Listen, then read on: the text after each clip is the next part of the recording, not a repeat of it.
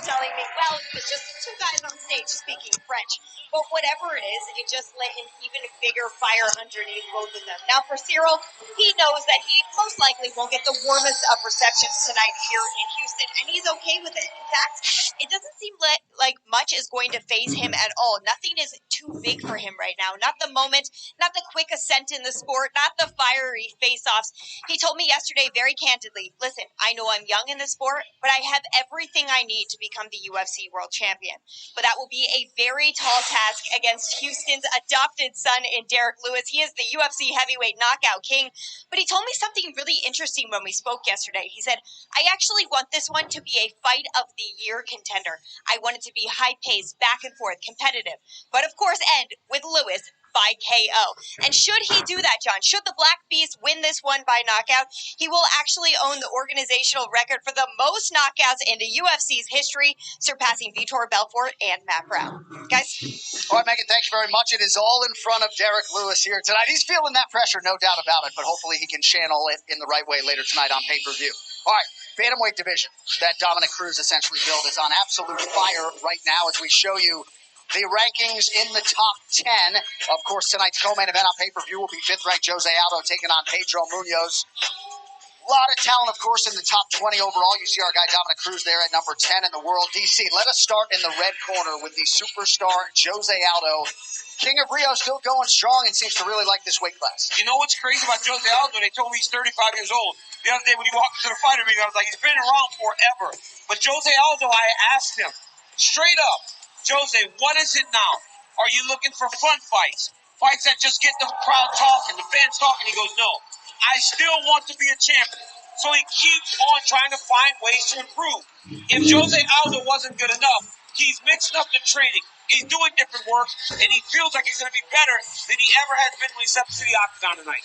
And you're talking about a guy with a chip on his shoulder that knows he's a champion. It's been around as long as the rest of us. Pedro Munoz has faced everybody in the division. He has finishes in so many fashions, from submissions to knockouts to some of the best in the entire division. This is a division I'm proud to be a part of because of two gentlemen like this that are at the top. They are unbelievably talented. I see this as a mirror match. As you can see here against Cody Garbrandt, he's willing to just step in there, lay the body on the line, and trade, which you usually see out of heavyweights. These guys are bringing it. All right, nicely done. Cruz's fired up tonight, Daniel. Am I mistaken? All right, I want to get to this featured bout in the welterweight division, guys. Fascinating stylistic matchup. Michael Chiesa versus Vicente Luque. Dom, you and I go back to the Ultimate Fighter live with Chiesa in 2012. What have you made of his rise to welterweight contention and his game overall? Well, Michael Chiesa, I was with him on the Ultimate Fighter live. It was almost a decade ago when I was coaching alongside this guy and coaching against him. I've watched him improve day and night. He's moved up to another weight class where he's really moved into the weight and the strength of his body. He's bigger than all these guys as he's moved up a weight class, and he is so nasty on the ground. As you can see, look at these crazy submissions that he hits, and he's got nasty hands. This is going to be a good fight right here too. But when you talk about Vicente Luque, this guy looks like you can take his technique and put it in a textbook. He doesn't do anything wrong. He doesn't waste any actions. When he's on his feet, he's got his feet grounded. He's letting everything fly. Every part of his body goes into every strike. But he has great submissions, and he's got a great killer instinct. What he did to Tyron Woodley was crazy because not only did he hurt Woodley with the hands, he went out and submitted him. We have seen Luque improve at every turn, and tonight he can try to get his biggest win of his career.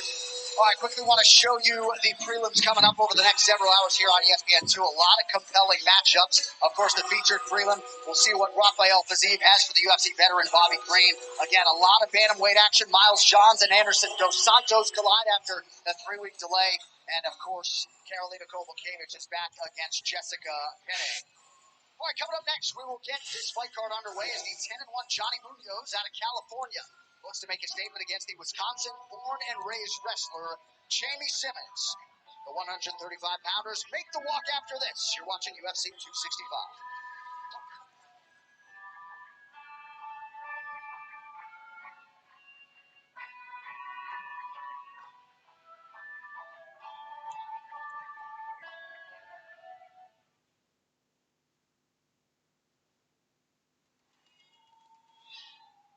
Hearing that Lee Murray was attached to one of the biggest bank heists in the history of the world, yet not surprised. He was fearless.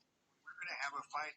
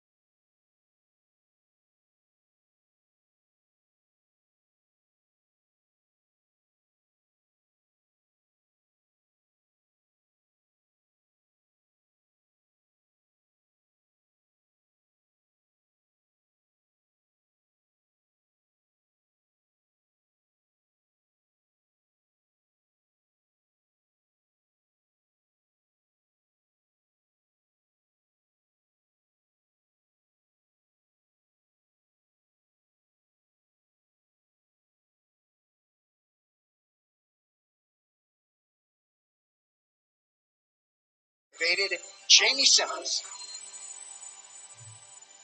A lifelong wrestler, Jamie Simmons knew one day he would be a professional athlete in one way, shape, or form. And just 4 years after he began training in mixed martial arts, the Afro Samurai got his call from the UFC, one he eagerly accepted last November. Tonight he is here with a point to prove as he draws California bantamweight Johnny Munoz, winner of 10 of his first 11 pro bouts and a black belt in jiu-jitsu, who believes without a shadow of a doubt that if this fight hits the mat, he'll be the one leaving the arena with his hand raised. Coming up next, Johnny Kid Kavinpo Munoz takes on Jamie the Afro Samurai Simmons. Jamie Simmons has been a fighter all of his life, a wrestler since age 3. The now 28-year-old used to dream about earning the opportunity to compete inside the UFC octagon, and tonight he does so for the second time. He said his wrestling has been a big key to getting him here, and when we spoke about his grappling this week, he told me he really likes to focus on Greco-Roman. He thinks that's a key part of his game and his success. And speaking of wrestling, Jamie, like so many of us, was really thrilled on Friday night to see that gold medal victory, and he drew a lot of inspiration, DC, from your boy, Gable Stevenson. Yeah, he drew some inspiration from Gable Stevenson, as we all did. Gable was able to do some fantastic stuff, and for Simmons to take that is massive. Hats off to the USA wrestling team, who had 9 medals, most in American history in the game. But let me get to my man, Jamie Simmons. Now, Jamie Simmons understands that his first fight, he took the fight on short notice, right? He lost. And there's been times where he has not fought his potential. But you know what? He said he has to be better. He said that it's been a hard time dealing with not fighting as often as he wants to. Hi He everyone, understands that if he welcome can to the fight his UFC potential, 265 he can get the live. job done tonight. I will be Yeah, giving Jamie the Simmons updates has on some how the big fight things is he wants going to build on a gap and on. how the player is If you fighting. look at his last fights, You he didn't can have the go best put your money preparation on the in fighter his too. own words because he didn't have the time, like you just said, DC. So now he's here to reset. He's got all the time he needed. We Let's see have how he can show the up. Use chat his box. wrestling to set up his striking. Use his striking to set up his Let's predict wrestling. the match, And just mix guys. it up in general. And we also point out that short notice UFC debut came in a different Johnny division of versus 10 pounds at James. 145. And it Johnny, came against he Ancient has Dante, an who's about to headline height against reach Edson Barboza. advantage. So he was a plus 600 dog that night. It was just a means by which to punch down that UFC door. Absolutely, Jay. And he said that, right? He said he understands what he was stepping into. He understands that a guy was in the top 10 about to fight Edson Barboza, one of the best in a long time at a weight class above. But if he can get his wish, he can use his wrestling and his top pressure to really try and control Johnny Munoz, regardless of how good Johnny Munoz is on the ground. No denying Simmons' power on the feet. Sometimes can get a little bit reckless with his hands. Initially was to face Johnny Munoz actually in April in Jacksonville. It shall be done tonight as the Bude Vida pupil, Jamie Simmons, trading under Jake Cliff, gets ready to welcome his opponent, Johnny Munoz.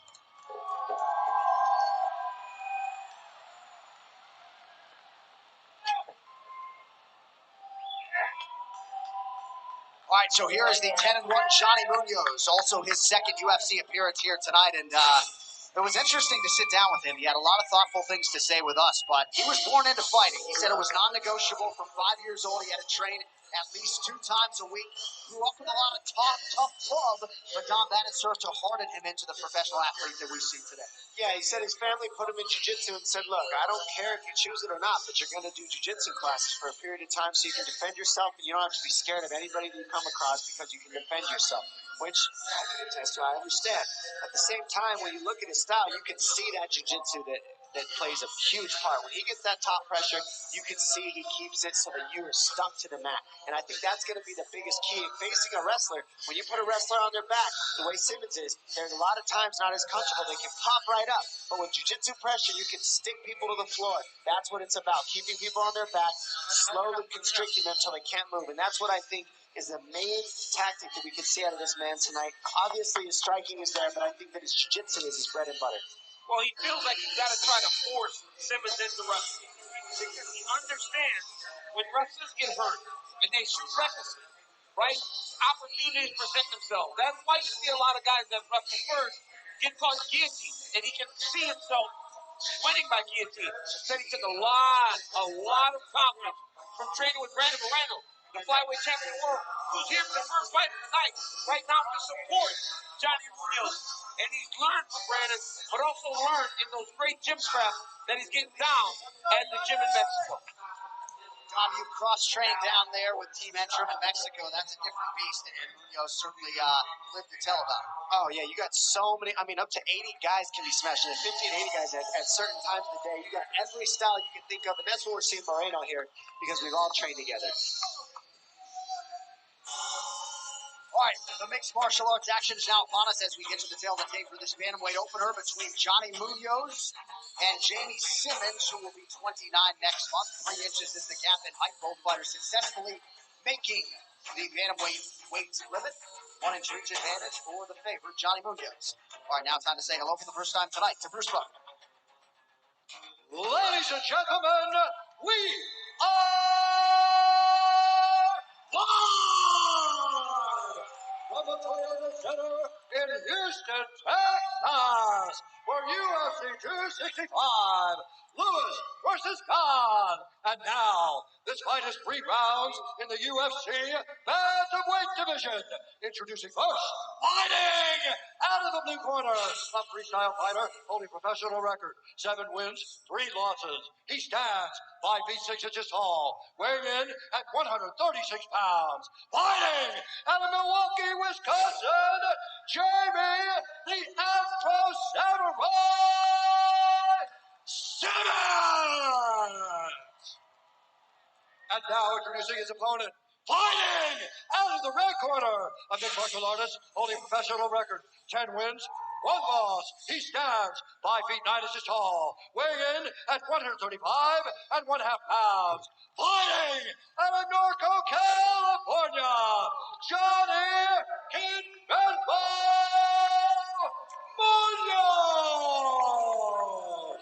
And when the action begins, our referee in charge, Jeff Rexroad. Jeff Rexroad, our referee, the beautiful Brittany Palmer is with us here in Houston, Texas. Great to have you all with us right off the top tonight. Luciana Andrade also here. Jamie Simmons plus 260 as the underdog in close. He is in black. Johnny Munoz, center of the octagon, is in the white trunks. And when you got a guy that's so well versed in grappling, and you're Simmons, it gives you a bit of it confuses you, right? You want to wrestle. You want to wrestle at first chance. When a guy is so good on the ground, you start to question whether or not you should go for takedowns. Well, I mean, that's why you gotta have the striking, like you already know this, DC. If you're comfortable on the feet, it'll set up the wrestling, and then you won't take reckless shots. Munoz said of his debut last August wasn't necessarily the way he visualized it, competing without a crowd. Had some moments, though, could have won that fight, but just didn't quite do enough, at least on the scorecards that matter.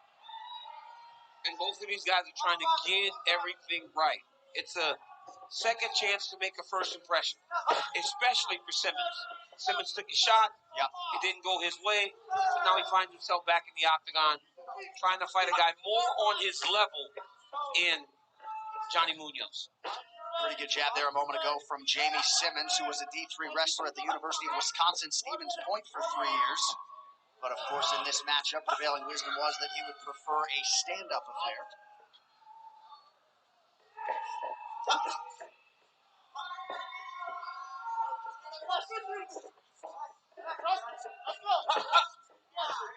Nice double jab there by Munoz. You see him throw that first jab halfway, try to really stick with the second one. Munoz said, I just got to be really patient, keep the jab out there, keep my feet moving. Eventually, he's going to shoot. He will shoot. And when he shoots, I will hold it out with my offense. Munoz, a Brazilian Jiu-Jitsu black belt, multi-time IBJJF champion. I like this from Simmons, right? Because Simmons has to wrestle. So he can wrestle and take more chances offensively on the feet because he can defend the takedowns if Munoz tries to change level on him. So if I'm Simmons, I'm taking a few more chances out there in the strike. A lot of good head movement and defense early. Our unofficial numbers suggest that Johnny Munoz's right hand was the first strike to land on either side.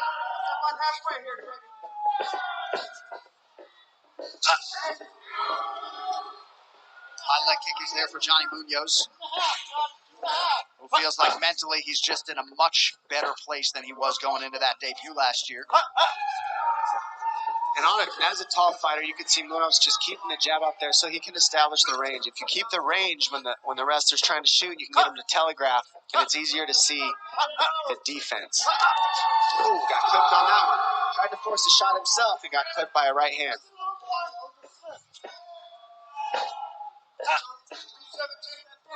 2 minutes to go in the round. Johnny Munoz, educated man, master's degree in public health from Cal State San Bernardino. Hoping not to have to lean on that degree, right? I mean, John, for a reason that he got his master's degree was the funniest thing we heard all fighters meetings. Just so that no one could ever tell him anything. Right. Like, I'm as educated as anybody out here, so you can't tell me anything at all. DC has a bachelor's in sociology. Yeah, but come on, John. They chose mine. Nice. Well, get the gambler's perspective by checking out UFC on the Line exclusively on Fight Pass. Yanni the Greek and Nick Kalikas join Brendan Fitzgerald to break down the best bets for tonight's card. Check it out now only on UFC Fight Pass. And that's where, Munoz is having his most success by just throwing kicks. Because Simmons has not really committed to anything. He's throwing things, but he's not truly committing. Munoz is struggling to get his hands going, but the kicks have landed. And even those, right? Like, when you're not landing anything, those count. We saw that in the Encano and Lewis fight. When those guys barely touched each other the whole time, it was Derek just hit him a few more times. Simmons is letting his hands go, but it looks more like, to me, he's trying to let him go so he can set up. That was nice. I mean, Good timing. because when the timing's great, Dom, it don't matter how good of a wrestler you are. You can get taken down by anyone. Well, the setups in wrestling are what make the best wrestlers in the world, right? Do you see how they set up their shots and their takedowns and their angles? In fighting, it's no different, but we start the setups with our boxing and our kicks instead of the hand fighting and the head pulling in wrestling. Munoz kind of leading with that head a little bit, but a useful late takedown for the favored Johnny Munoz.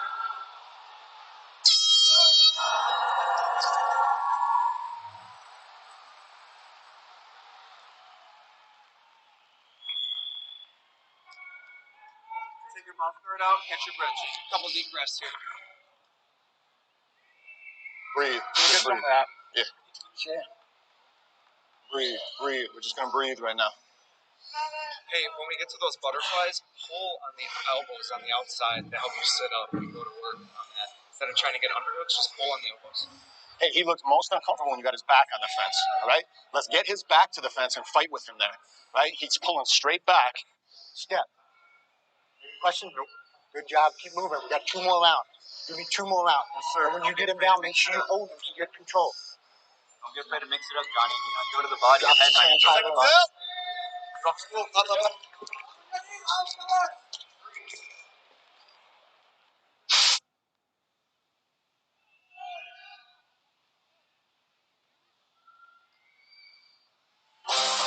Check out the UFC Twitch channel for the UFC 265 watch along. Right now, Stephen Wonderboy Thompson, Renato Moicano, and Jens Pulver are live, breaking down the fights, giving their predictions, and chatting with fans. Make sure to follow UFC on Twitch so you never miss a live stream.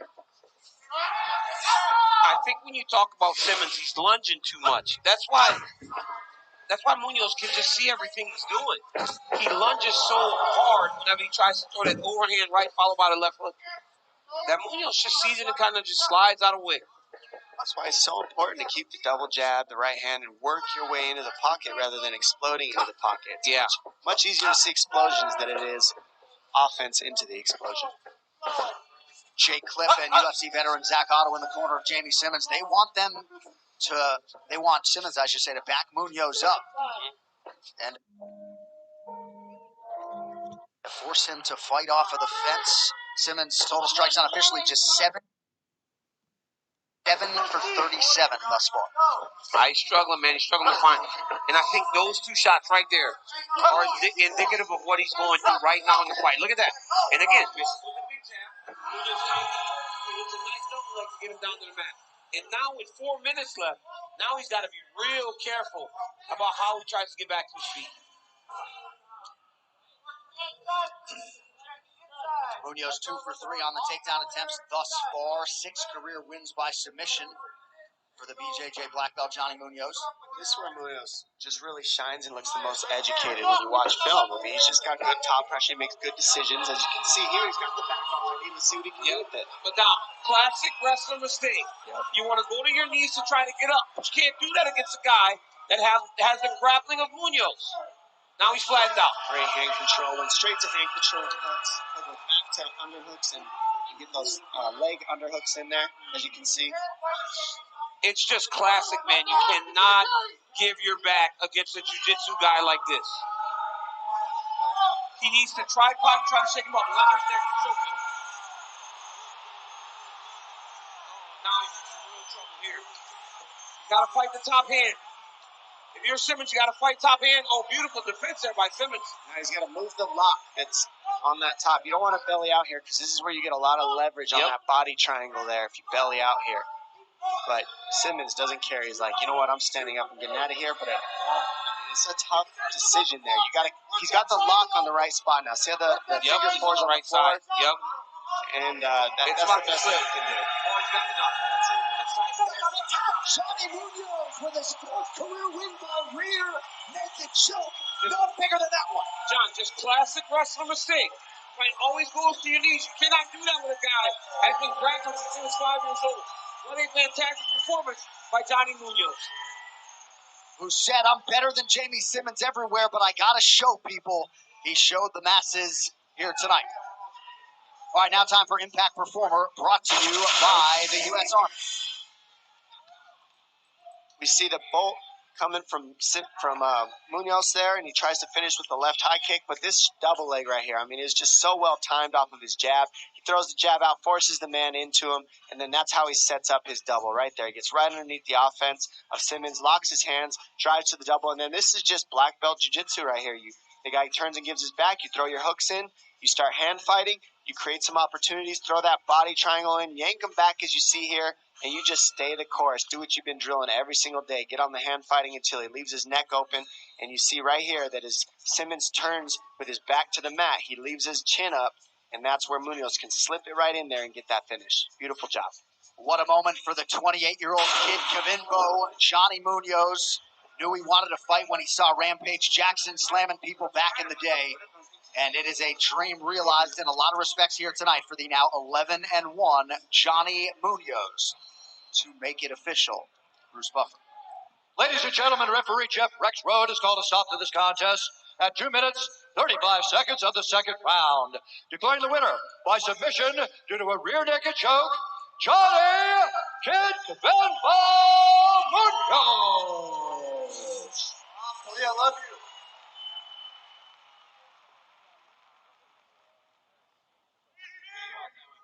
I'm here with Johnny Munoz. Johnny, you just got your first UFC victory. How good are you feeling right now? Well, to tell you the truth, it smells awfully like freedom in here. What up, Houston? You told us in the fighter meeting that you were better everywhere in the fight. You showed that in round 1. The second round, you went to the takedown earlier. Was that a part of the plan to try to get him to the ground and chase that submission? Well, this is MMA. The fight could go anywhere. First round, the fill out, I felt I was getting the better in the exchanges towards the end of the first round. I got the takedown.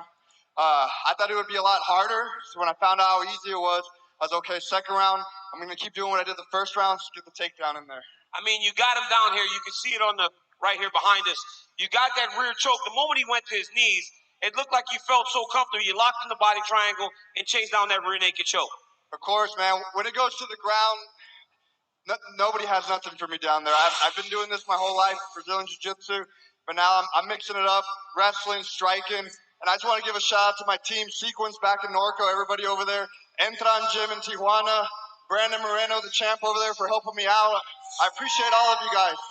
Well, congratulations on a great victory, my man. Ladies and gentlemen, Johnny Munoz Jr. And he said it smells like freedom in here. Must be the master's degree. What a line there from Johnny Munoz. All right, big win for the Cali kid here in Texas tonight. And now a look at what is available on UFC Fight Pass. The Thrill and the Agony UFC 264 edition has just dropped. As good an in-depth look as you will get at the heavy tension before, during, and after Dustin Poirier and Conor McGregor's rubber match. It is exclusively yours now on UFC Fight Pass. All right, a big night for the combat sports leader. Under 3.5 hours now until we move over to pay-per-view for UFC 265, Lewis versus Gane. More live action in 60 seconds from Houston.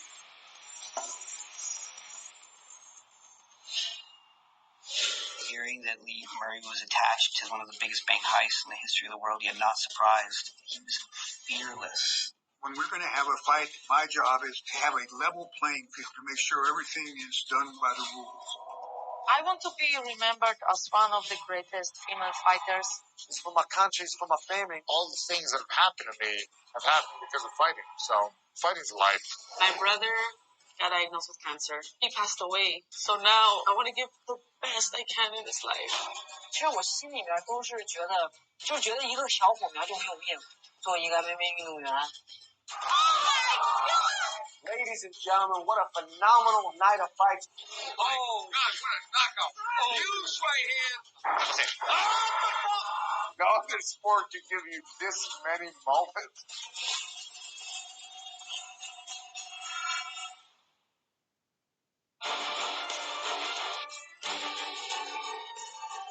Oh! Olynyk is down. Hammer fist coming. Herb Dean with a close look. That's it. The Black Beast does it again. Wow. He is alone at the top of the mountain. Most UFC knockouts for a heavyweight. He does it tonight in Las Vegas in round 2. It's like so crazy to have the record right now, and I believe that I'm going to still keep going at least 10 more fights and get 10 more knockouts. Oh, the right hand sends Brown down again and possibly out. Oh, that's it. The knockout feeling, whenever you knock your opponent out, it's like one of the best feelings in the world, especially if your opponent coming in talking trash. Oh, there it is. There it is. Holcomb trying to survive. Holcomb down. The Black Beast. Whoa. Knocking him out is like it's no other feeling in the world in mixed martial arts that you really do.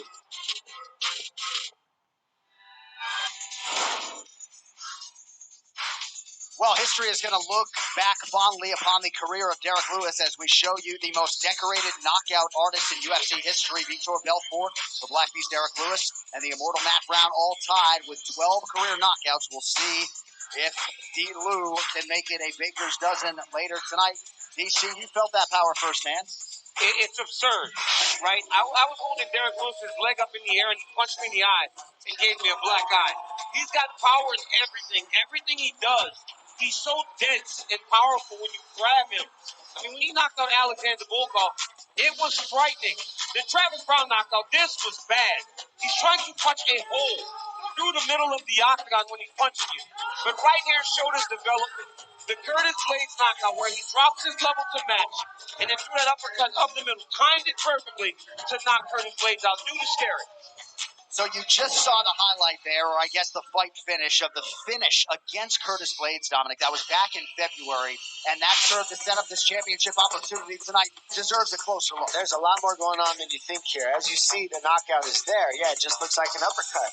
But Derek Lewis is setting this up, and this is his gift. Look at the feint. He fakes the jab out there, and he's trying to pull Curtis Blades into that right hand. He's showing him, hey, I'm going to throw the right hand so that Blades shoots underneath it. There's the jab.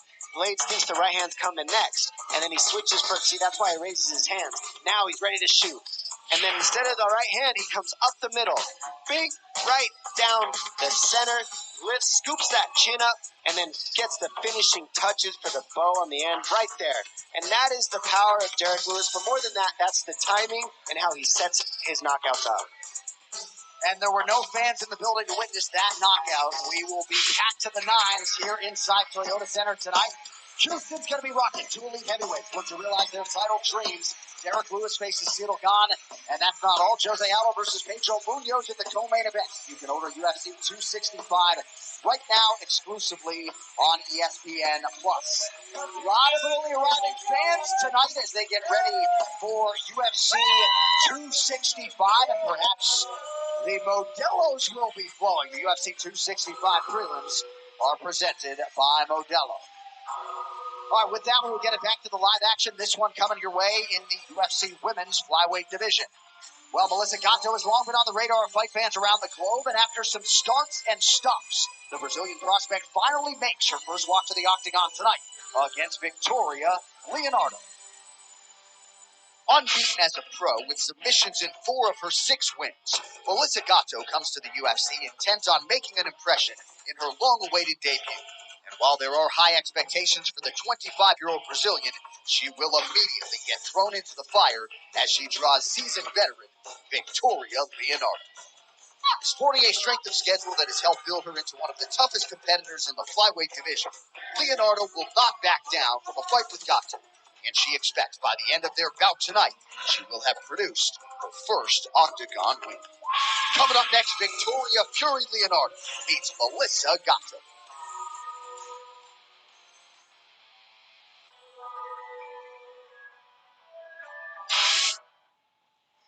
Well, to say it's been a challenge for Melissa Gatto to just arrive at this walk would probably be an understatement. I don't know if you guys remember, the three of us were in Brazil in May of 2019 when she initially was set to make her UFC debut at UFC 237. She saw 3 more fights go away, including matchups with Julia Avila.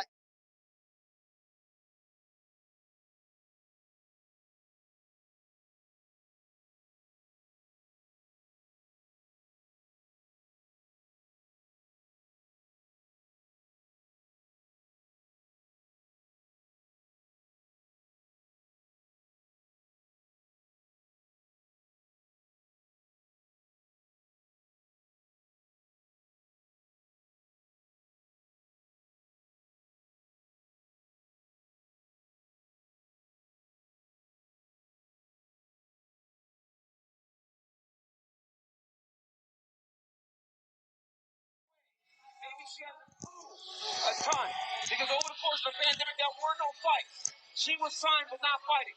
So hopefully she got in the lab and we see a much better version than we saw in the earlier films that's out there on the list.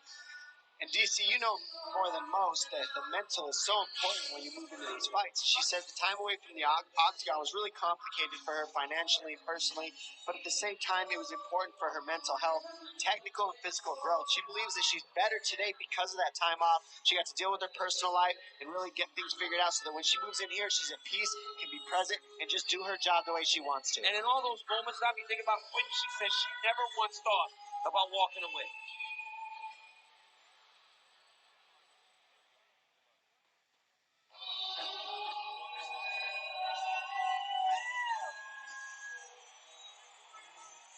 Representing her husband, Brent Mason's Elite Combat Academy in Louisiana, here is Victoria Leonardo making the walk for her second UFC appearance. Broke her OMA in her UFC debut. Clean bill of health tonight. And I think we all enjoyed sitting down with her. Thoughtful young woman, and it's all in front of her tonight, Dom. Yeah, she broke her ulna, and I've done that same injury. To be in a fight when you do that, and then to just have to keep showing up, shows the toughness, not just the ladies, but any of these athletes in here. She was in there, she got kicked in the arm, and it broke. She had to show up and still fight. She ended up losing that fight, but now here she is to prove all the things that she's improved on. She said, look, I didn't have the range right in that last fight. These are the things I've been working on. I need to figure out the range first, then I got to She's start walking into the octagon right now, making sure she's getting ready. my wrestling and then keep the range where I want it so I can find a comfortable fight. With her husband in the corner, she feels very confident that she's been able to fill the gaps.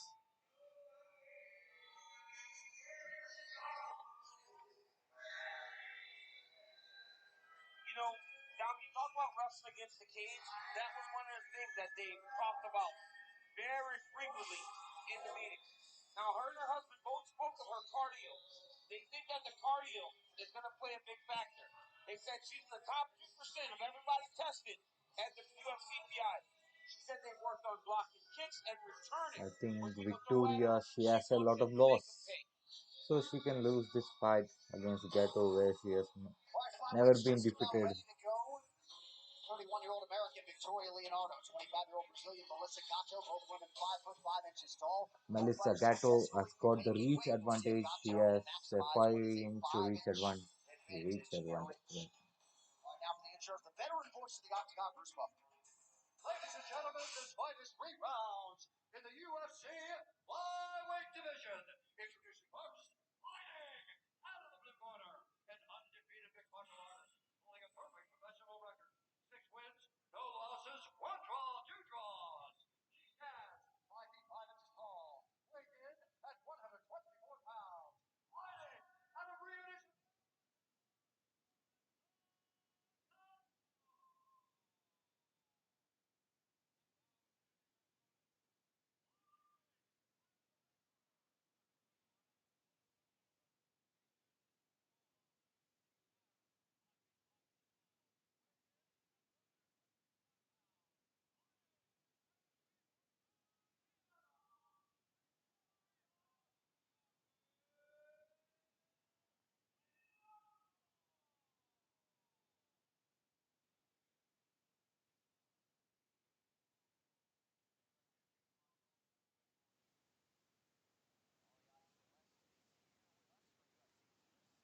5. Glad you are too.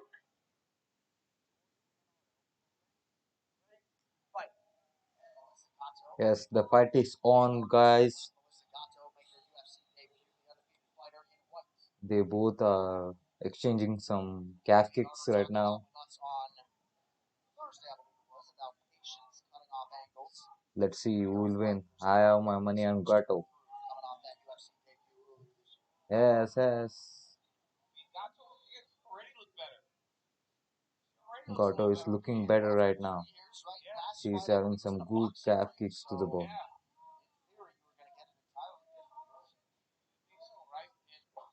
I think that reach advantage will make a good advantage to the Gato right now.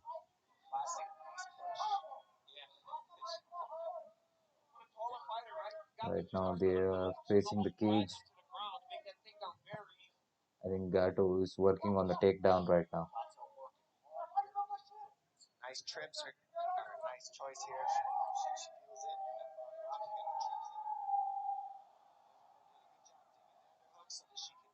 He's landing some knees. Yes, Gato has got the takedown right now. At the first round only, I think this will make a great impact to the fight. She's going for a submission, but Leonardo reversed it. Oh, Gato is going for the armbar.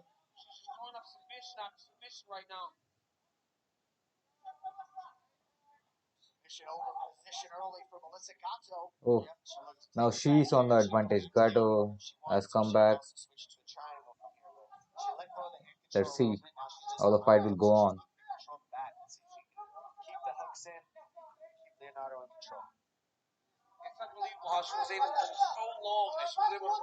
She's going for the submission right now. Gato is going for the submission.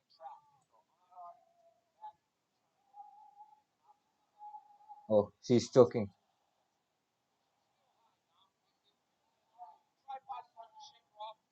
Even though they both came in the same favor, the odds were minus 110, minus 110.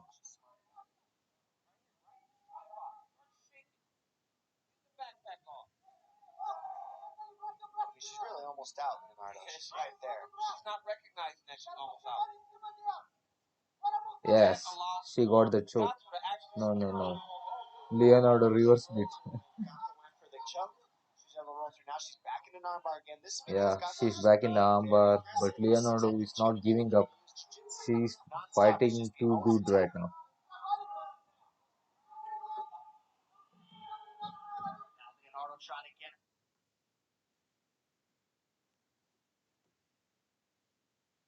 Get her offense going. 2 minutes to go here, round 1.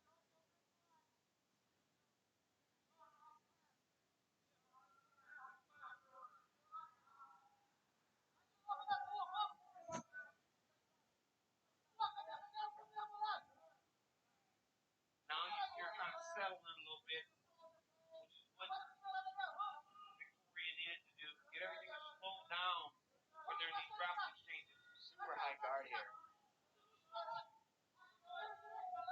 Gato's last fight all the way back in 2018 against UFC veteran Karol Hoza and win by round 1 Kimura. See Gato looking for that triangle. That's why she's got that left overhook. She's looking to grab the left hand of Leonardo and shove it in between her legs so she can get a hold of that head and arm. Leonardo recognizes it though, and she's just crowding her opponent, following the hips and beating the heels, the feet on the heels, the heels on the hips. Leonardo's trying not to leave her hands on the mat. Now she's got to be careful, right? Gato's trying to sweep her here. All right, let's check in on the Leonardo corner. Brent faces.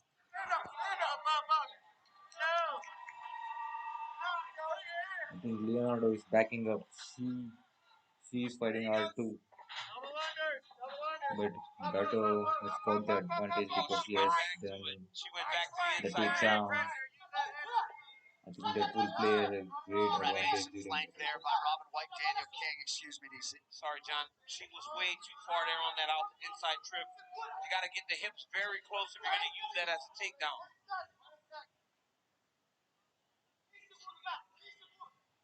Short his body from Leonardo right in front of us. Nice high pace first round though. They did not stop moving for 1 second. These two. Leonardo landed a great eye kick to the face.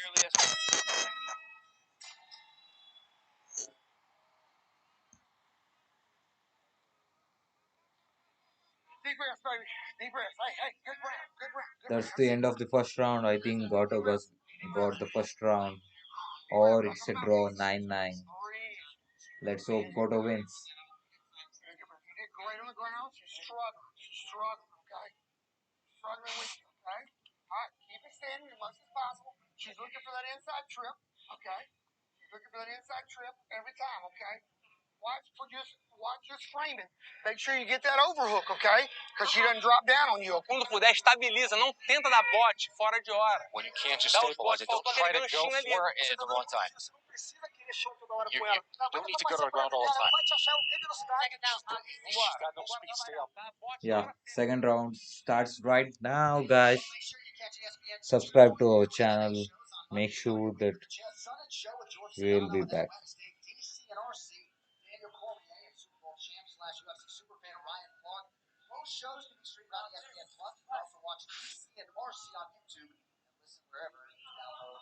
Right now the fevers are all on Goto.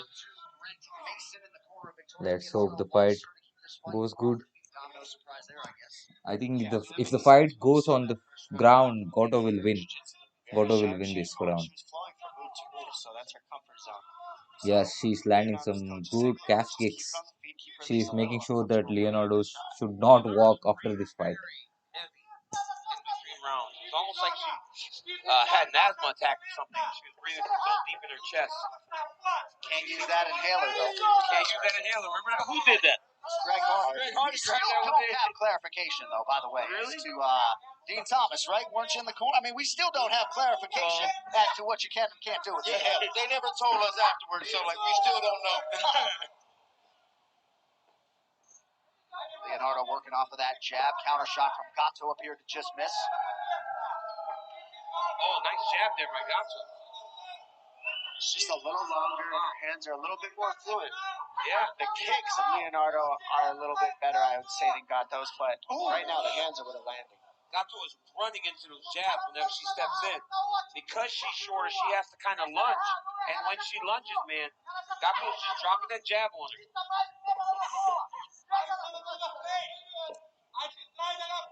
90 seconds have gone by here in round two. Leonardo staying on the outside. I think Goto is backing up right now. She's coming back. Leonardo is backing up. They both are landing good calf kicks and punches, but Goto has got. Oh, that 1-2 will make a good impact to the fight, I think. Yes. Goto has got this fight. I think. She doesn't seem as comfortable, which is crazy because Gato always looks so lost on her feet.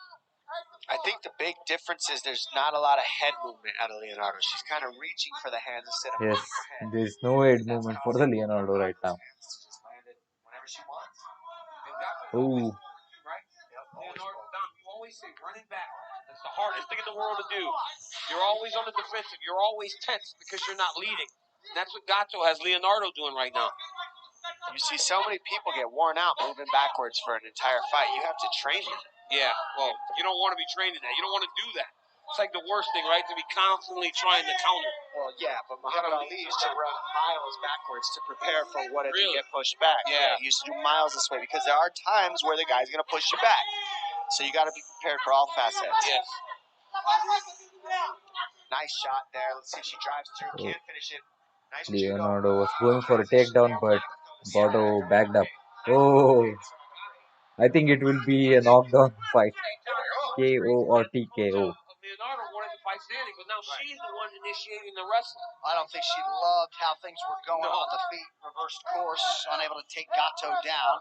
Could not possibly enjoy those right hands she was eating.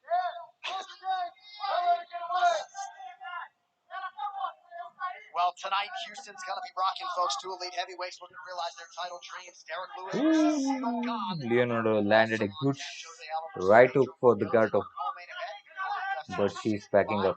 Her face is red right now. Leonardo's so tired right now. Yeah, Leonardo is tired right now. Only zaps that energy tank even more. Now everything she is doing is awful. Gato kind of initiating. So if I'm Gato, Let's hope for the best. draw her reaction and then let my hands go. Leonardo just looks a little step behind on cardio and a little bit on the hands. Those two things are what are making the difference right now.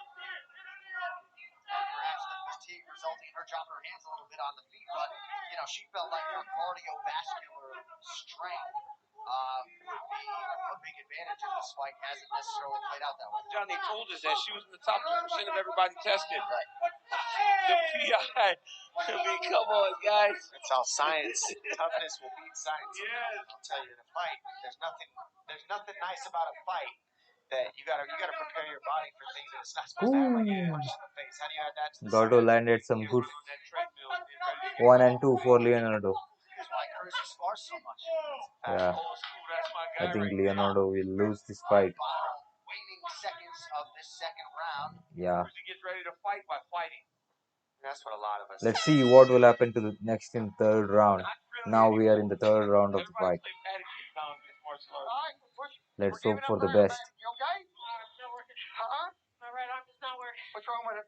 It's not working. Is it broken? I don't know. I think Leonardo's one eye is not working. She cannot see. That's what she's telling to her coach right now. I'm alright. I can fight there. I just can't throw that much. I need you to pressure her and counter, okay? She's beating you because you're going backwards. You're going backwards, and she's walking you down. When you throw, she moves back. I need you putting pressure in her face.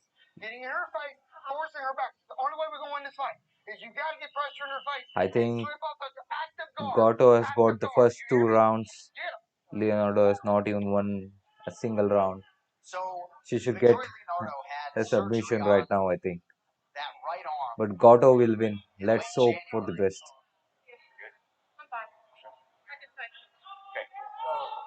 The medic is checking right now.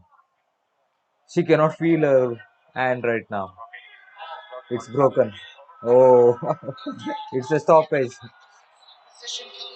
Gato won the round. Gato won. Victoria Guys, Leonardo. Gato No denying her won. toughness, but Melissa Gatto gets a finish in her UFC debut, and you got to acknowledge the doctor and the commission for making the right call there. Absolutely. He came in there and felt in her arm. Gato gets the She finish. told her She husband won. right before, my right arm isn't working. And he asked Oh, her if she was okay. Leonardo's She said, I can fight. right arm is not working right now. She broke her right arm. Victoria Leonardo is, but sometimes you save the fighter from themselves, and the fight is over, and Melissa Gatto has her first win. You can see the dent in her right arm from back here. Yeah. You can see where it's Yeah, indented, we can see where the it's dent broken. in her right arm. We're not Yes, We're Gato not real won, sure guys. where Gato won. the break happened again, but she had broken that arm in the past, and it was a re-break. But here's some replays of a I nice think inside trip. Nice right hands by Gatto throughout the fight. Landed over and over this right hand. And here's the end where it was stopped, and the doctor her said, hand yeah, it's broken. really She said, broken. I can fight through it. And that just shows you, man, she's willing to put it all out there, body on the line, and that's a lot of toughness. I've broken that arm. That is a painful thing to break. Yeah, to your point, from our vantage Her point right here, arm got broken. we see the divot, and that collarbone We can see that both was the broken in the bones first 40 are seconds cracked of her right UFC now. debut Cracked. back in January. She still was able to fight into a second round against Manon Fior. Let's get ready And for then, of the course, tonight, third she match breaks of it this in round two. night. And to make it official, Jones versus here is Santos. Bruce. I Ladies think and gentlemen, due to a doctor stoppage at the end of round number 2, referee Jacob Montalvo has called a stop to this contest, declaring the winner by TKO, Melissa Gatto.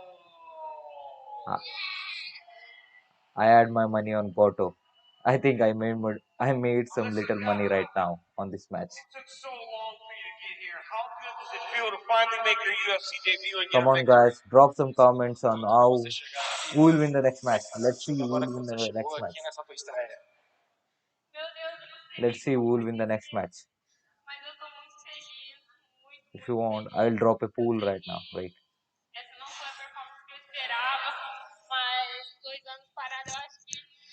Me deu pouco de insegurança de estar aqui, mas eu estou muito feliz.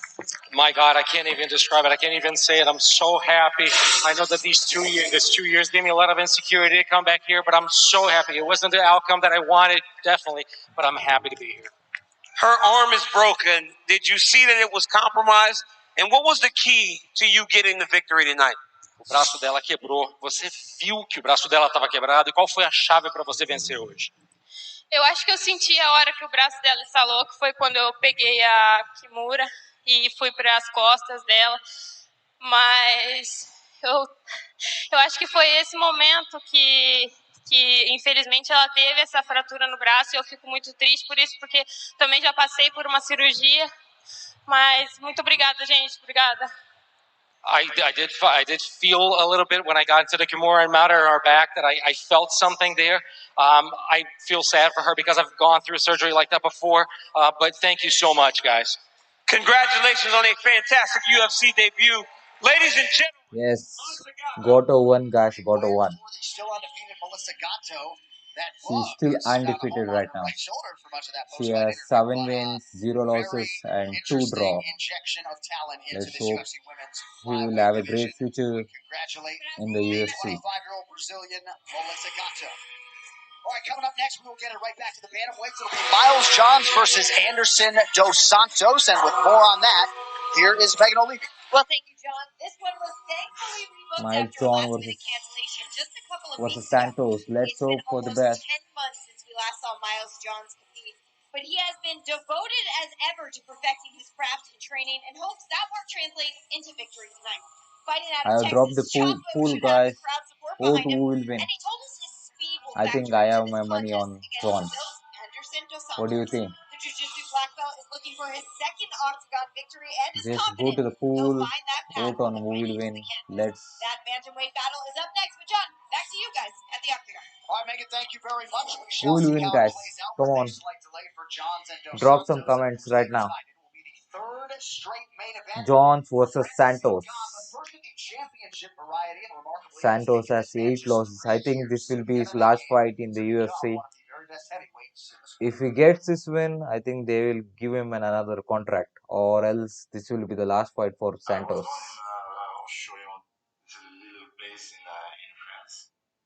Oh, someone just voted for Santos.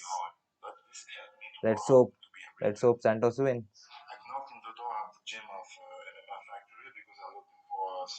Right now, it's a short break from the UFC side, and the UFC will be back soon, guys.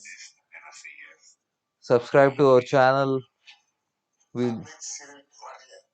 Just check out our channel. We have the foolish videos and some of the top funniest videos too. I'll be updating on the UFC videos, content videos. So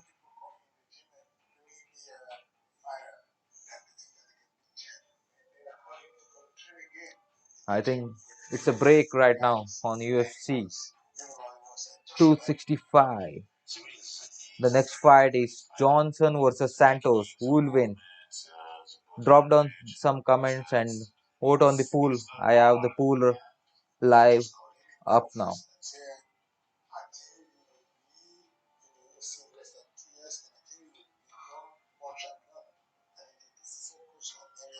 Eat MMA, to sleep MMA, to do everything MMA. And he said to me, okay, I will try that. We also welcome this man to the UFC from France, Cyril Gane, who's just 3-0. Even I knew that he was good. You have a kid, spend 7 months in the gym without any income, just waiting me to give him a date. I was scared. But he knew that. He can feel when I'm scared. He's like, Coach, don't worry. I got this. Now, the thing is, the problem for Gane is that... Oh, there's the tap! There's the top! Welcome to the UFC, Cyril Gane. I watch my own life like a movie. After only 6 months in MMA, I did my first fight. This is really fast. And now I'm fighting with the top 3 in the UFC. So it's a movie, you understand? I think we have the 2 votes right now where Santos, they both have voted the Santos will win. I think I have my money on Johns. Very fast. I'm really happy to be in the UFC, and this has pushed me to improve myself. It's not happened yet, so I'm on my way. I can do anything. I can feel it and I can prove it. So we will see. Well, Cyril Gane's a phenom. He's 6-0 in the UFC. He has been favored in all 6 of those contests and has seemingly elevated his game as the challenges and the fights have gotten tougher. DC seems to be the total package, right? Mental, physical, and big opportunity to show the world as much here later tonight. I think he is. You know, when I look at Cyril Gane, I see a guy that can do everything. I see a guy that enjoys being in this spot, too. And I see a guy, honestly, that's been prepped for this. You saw Fernand Lopez allude to it. How they prepared him from every single aspect, of him getting to become a champion of the world. And I think right now, in this moment, in tonight, we will see whether or not those lessons will all pay dividends. And we have a completely different beast, Derek Lewis. I see what you did there, pun intended. So with his right hand, that's something you got to really watch out for, obviously. But more than that, it's his patience. Derek Lewis has a different type of patience. He's so confident in that one-punch power that a lot of times he'll even fake being hurt to pull you towards him because he knows if you get in that phone booth with him, he's going to win that battle. All right, Lewis versus Gane, your headliner later tonight at UFC 265 on pay-per-view. Also on tap, Jose Aldo versus Pedro Munoz in the co-main event. You can order UFC 265 right now, exclusively on ESPN+. All right, can't see how this next bantamweight matchup isn't super entertaining, but let us see how it plays out. Seemingly ready for the aggressive attack of Brazilian veteran Anderson dos Santos, Miles Johns has all the confidence and talent to make sure that he'll be the one getting his hand raised here tonight. Yes. Competing in his 30th fight as an MMA pro tonight, Anderson dos Santos has seen it all since his debut in 2011. I think the Santos will win this fight because he has got the grappling too. And after submitting Martin Gane in his most recent outing, he knows the time is now to make his run. Still young in his own pro career, Texas's Miles Johns has the same ultimate destination in his mind. And after a hard-fought decision win over Cole Smith, coupled with a performance of the night winning knockout of Kevin Natividad, Johns is showing all the potential to get to the top. Coming up next, Miles Chapo Johns faces Anderson Baby Judd dos Santos.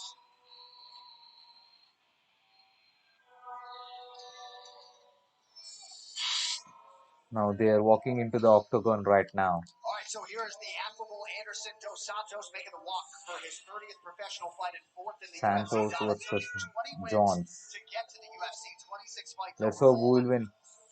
Drop some comments. Vote on the pool right now. After a pectoral tear. Last July was supposed to fight Jack Shore in Abu Dhabi. Stopped from entering the chartered flight in Sao Paulo because he had COVID-19. But certainly made up for lost time in a big way with a win over Martin Day. Well, he's facing a Miles Johns who comes from a wrestling background, and I don't think this happened on accident for the matchmakers, as Anderson dos Santos has 12 submissions, and he's got a lot of first-round finishes, and those are all his submissions. So if you got a man who wants to wrestle, you look for takedowns behind his big power, this is the guy to face him. Not to mention, he fights a lot like Mario Bautista. Mario Bautista gave Miles Johns issues in one of his fights. He lost to him. So they have a very similar style. So the matchmakers know what they're doing here. They're challenging Miles Johns, and they're also challenging Dos Santos with the wrestling, where he's been beaten by, and he's also been beaten by some guys that are a little stronger, a little faster. These guys are going to be challenged by each other, and they're going to make each other better. What I like about Dos Santos is, in the last fight, in the victory over Martin Day, he had lost 2 in a row. And you know what it means to lose 3 fights in a row in the octagon, especially when you're starting. You don't get those chances. So the pressure that he must have been under going into that fight shows me that in high-pressure situations, this young man steps up. It also gives you a little bit of relief. Now let's see if he doesn't take the relief for granted, if he can build on the momentum that he got after winning that fight.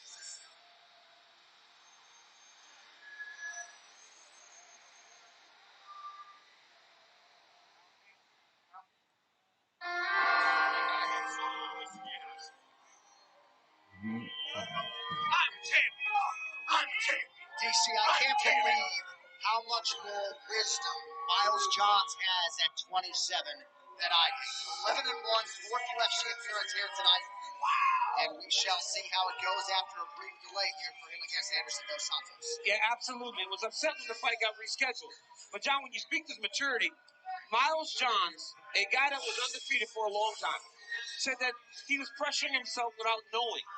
He didn't know that he was putting this unneeded pressure. But with the loss, now he's free. But he said he came here, even though he fights out of here, by himself. It's a business trip. Only immediate family allowed. Because he knows that it means everything to him to come in here and perform to his potential. When it comes to Miles Johns, he said, look, I missed weight last time on one of these fights. I need to make sure it never happens again. I need to really test myself in this matchup. And I just want to move one step at a time and keep competing. This is the next guy on the step. Doesn't really matter. All that matters is getting the win. And we're going to see Miles John mix in a lot of his wrestling. He likes to set up the right hand with his double. He likes to set up the double leg with his right hand. He mixes it well, but he really hides everything by faking the striking of the wrestling or the wrestling striking, like so many guys, wrestler boxers in this sport. Outstanding athlete, combination of speed and power. Biggest win pre-UFC with decision over Adrian Yanez for the vacant LFA bantamweight title back in 2018. All right, representing Fortis MMA, here's the former LFA bantamweight champion Miles Johns. Was supposed to fight Anderson Dos Santos a few weeks ago. It will happen here tonight. And, of course, Anderson Dos Santos is the Brazilian Jiu-Jitsu black belt, but Miles Johns has cautioned to not get too comfortable with him on the ground. Dos Santos on the other fight, 2 fights removed from a torn pectoral muscle and trying to string together back-to-back wins tonight. All right, with that backdrop, second of 5 bantamweight fights coming your way tonight. The 2-1 favorite, Miles Johns, is 27. The Brazilian underdog, Dos Santos, is 36. Both fighters successfully made weight. 4-inch reach advantage resides in the blue corner with Anderson Dos Santos. All right, for the intros, here's Bob. Ladies and gentlemen, this fight is 3 rounds. The intro is going on right now. It's the bantamweight division.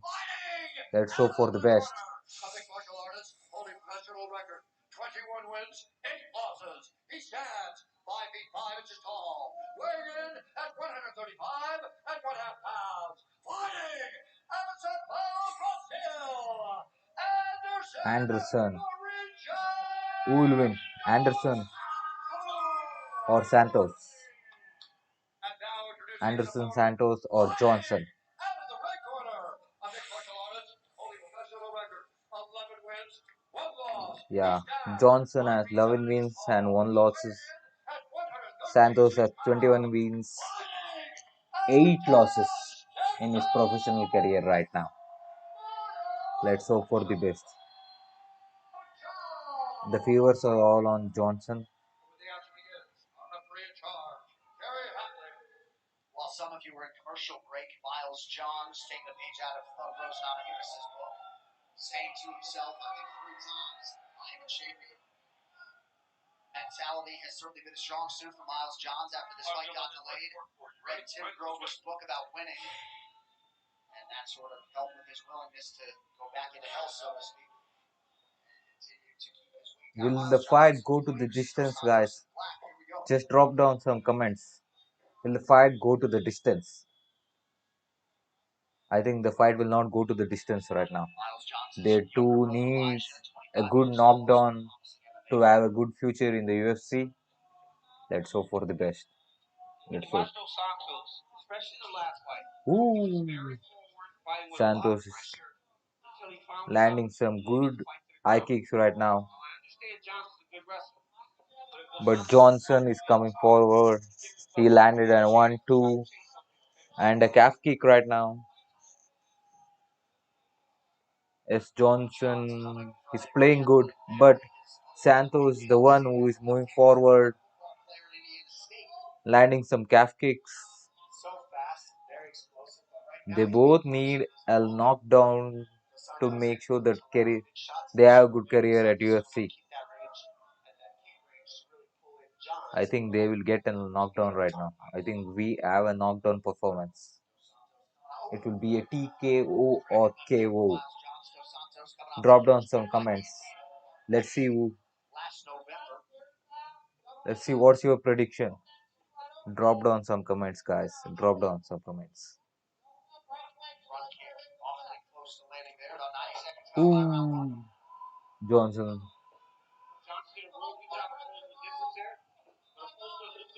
Ooh, they are exchanging some good calf kicks. Johnson landed a good one right now to Santos.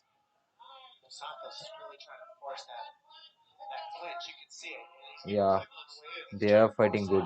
Ooh, that calf kick got hurt. I think Santos cannot walk. He needs to change his stance right now. He needs to change his stance. Otherwise, he will. I think the fight will not go to the distance. What about you? I think the fight will not go to the distance. It will be a TKO or a KO. Ooh, Santos landed and 1-2 to Johnson. They both need a knockdown to secure the next fight in UFC. Yes.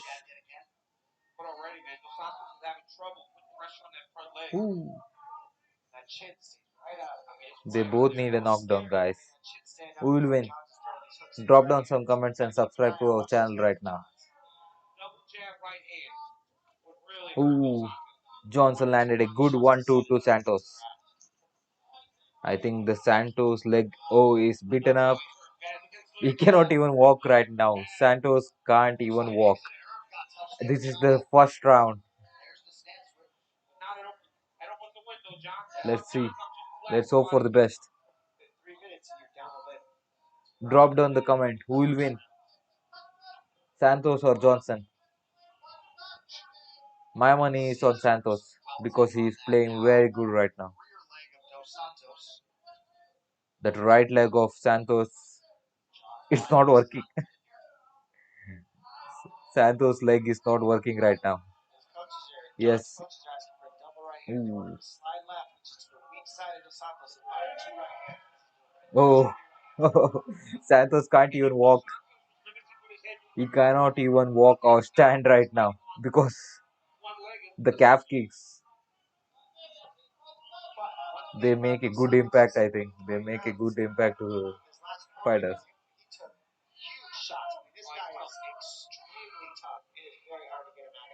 Ooh. Johnson has landed 23 strikes where Santos has landed 0 strikes. 0. I think. Oh. Ooh. I think it will be a TKO or KO right now.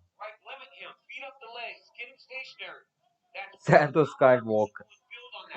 His leg is completely shut down. He has changed his stance, but again, Johnson is landing some good calf kicks to the left leg too. There was a good check. I think this will be the end of the first round. I think Johnson won that first round. He had won easy. Let's see what the corners will talk.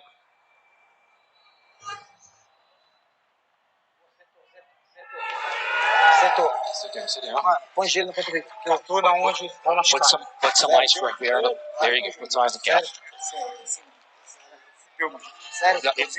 I'm screwed. I'm screwed. I can't even step out.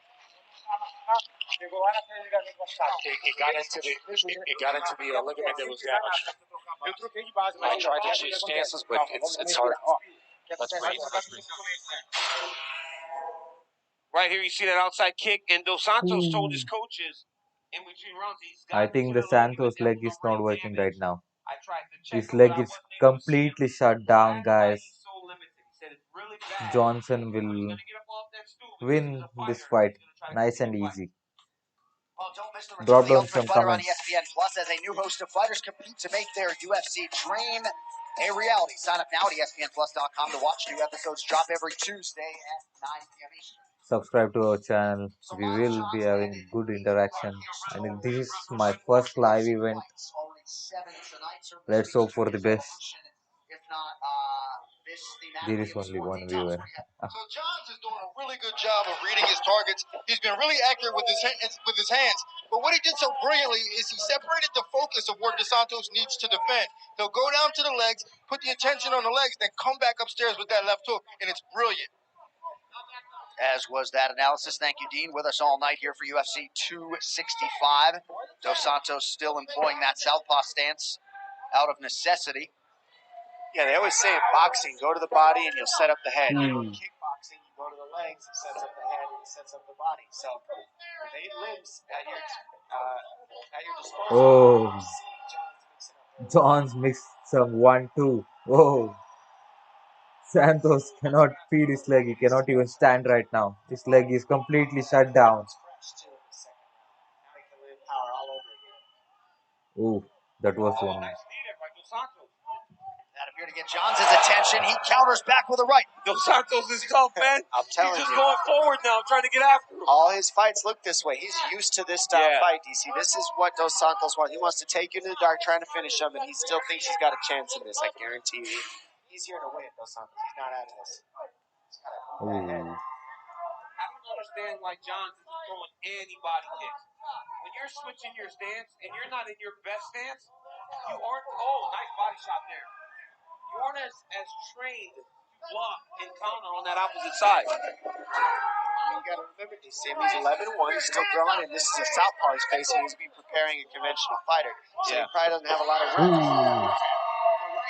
Johnson landed a good 1-2 to Santos. I think Santos' leg is completely shut down. He can't even feel.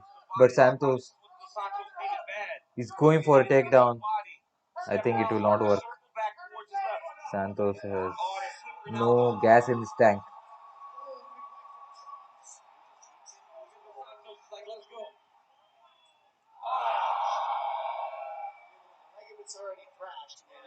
I think Santos will. They cannot feel his leg. He cannot feel his leg. Beating this guy up like that, he's just right in your face like Chris Moore.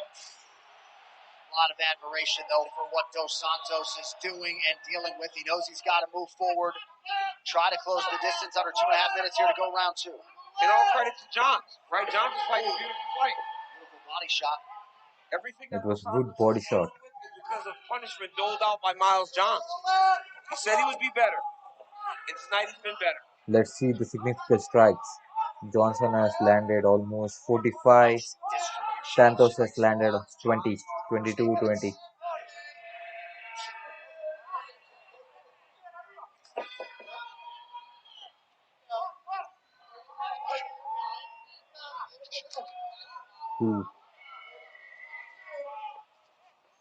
Santos is doing a great job right now. He's doing a great job.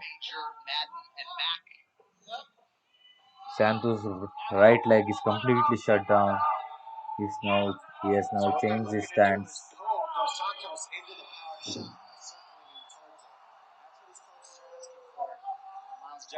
want him to circle left, which will pull Dos Santos into that big, heavy right hand. Santos says, I'm not chasing you there. No, Miles Johns can't play this game, though. He can't get discouraged. He cannot start fighting. And that's smart by Dos Santos, right? You start to fight a guy's ego. Whenever you can't match him on the skill, you start trying to challenge the ego, knowing that these guys are fighters. They don't want to get challenged in that way. Johns got through yet again. Under a minute to go in the round. There's that head kick you were I know why. Now I know why he is a kid. I think this will be the end of the second round. Johnson has got that 1 and 2 rounds. Both the rounds 10-8. Easy. Johns is leaving the both 2 rounds only. We'll see the Nice hook right hand there. Kerry Hatley took a step closer after that connection from Johns. Desperation shot from Dos Santos, nothing doing.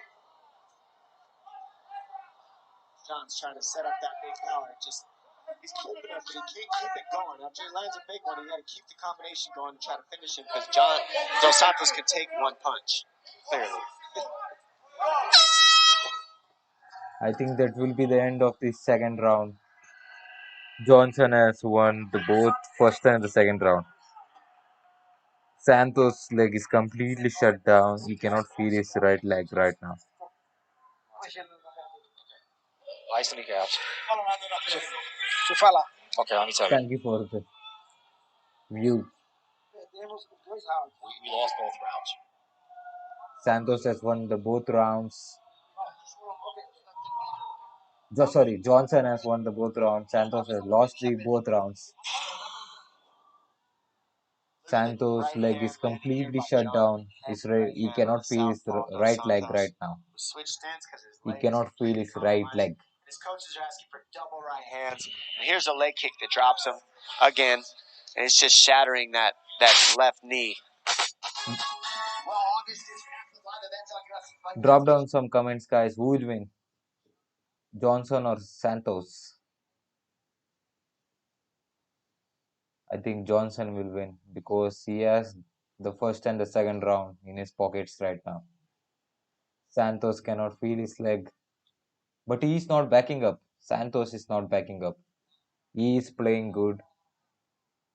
He is working on his stance. I think that will bring a great impact to the UFC team too. The crowd is loving now. But then to hug. I was going to let it go. I was going to let it go, man. It's a little much for me, and I mean, let's wait till the end of the fight. You know, then you guys can hug all you want. We're here to watch a fist fight. Drop down some comments, guys. Drop down some comments. Or who will win? Who will win according to you? Drop down some comments. Subscribe to our channel right now. Now we are in the third round of Johnson versus Santos. Johnson's a really good boxer, man. His hands are crisp. His guard's always high. He's real good with his I feet, think too, right? In and he's out. Santos will One lose. thing I wish I saw a little more from him is him just changing some angles. After his combination, there, step off after he throws something. Especially being Dos Santos has no legs, so he can't make that pivot, can't take those angles. Oh, TKO, guys. TKO. That was a TKO or KO. It was a KO, guys. Johns won this round. He went for it, and he starches Anderson Dos Santos. Wow. Born in Kansas, fights out of Fortis MMA in Dallas, Drop Texas, down and as some if there comments, wasn't guys. enough Drop down some comments. talent in the Let's top have a 20 or good so in this interaction. bantamweight division, enter Miles Johns. Johns won the round. Johnson's been throwing to the body quite a bit here. But this time he turns. But notice how his body turns, Cruz. He digs. His body turns. That's him loading up the right hand. Look at that. Now the right hand is chambered, and then bang, right over the top. He smashes Dos Santos and shuts the lights out. What a performance by Miles Johns. That was KO, guys. KO. Johnson won. And there's the reaction from the broadcast booth. And how about the general, Saif Saud? Not long on emotion, but he's got another borderline contender. Miles Johns, 12-1 after his third UFC triumph tonight. Has an outstanding wrestling game as well. Did not need to lean on that tonight. It was the fast hands and the kicks of Miles Johns to make it official. Here is Bruce. Ladies and gentlemen, referee Kerry Hatley has called a stop to this contest at 1 minute, 16 seconds of round number 3. Declaring the winner By knockout. It was a good fight, guys. It was a good fight. Let's see what do we have in the next match. How was the business trip, my man? Man, it was great. 2 years ago, almost 2 years ago, I was in the same exact cage on my back, and when I stood up from that, I knew it was my time to go. So to come I back think here next in match will redemption be a like great this, fight. it feels so great. Miles, let's take a look at your work, man. You beat up Oh, the legs it's the early, flyweight but then division. you started to work the body. Was that the game plan? They both Because once you hit need that a win. body shot, you threw the right hand over the top. Let's And see it who was will good win. night. Yeah, the game plan is really just find This will be the last prelims for today.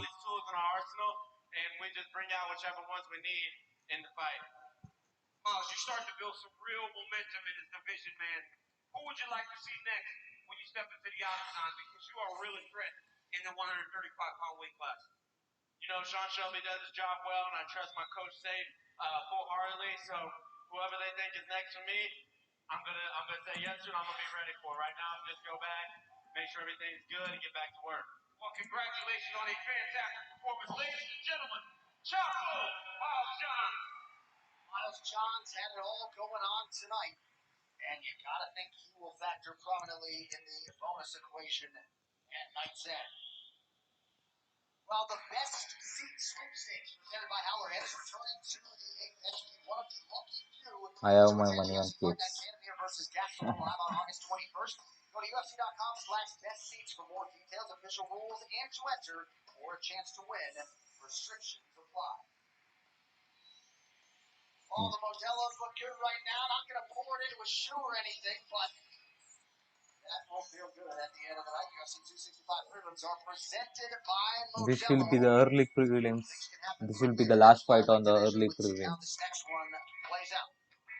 Well, school is out for summer when it comes to Ode Osborne's teaching gig, but he expects class to be in session tonight when he tries to extend his winning streak at the expense of veteran star Manel Kape. Next fight is the flyweight division. It's the flyweight division. Let's hope for the best. I think there is only one viewer. Drop down some comments, guys. Drop down some comments. I have kept the pool on live. Who will win the next fight? Cape or Hody?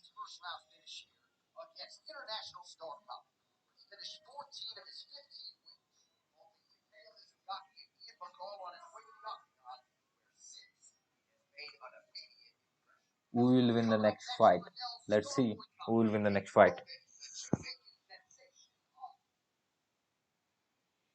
Ode or Cape? My money is on Cape.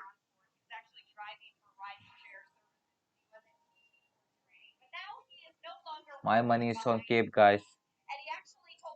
I think Ode has only one knockdown.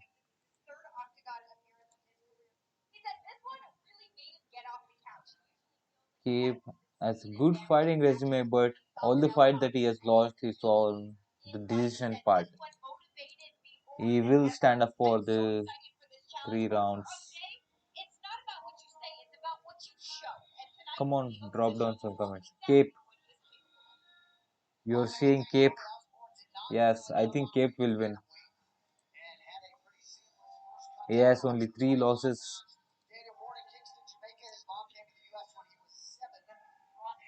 His last fight was a KO/TKO.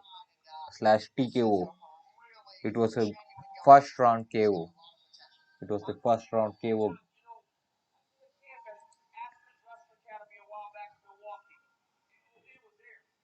Ode last fight was a first round KO. You were saying that Cape will win. Let's see who will win.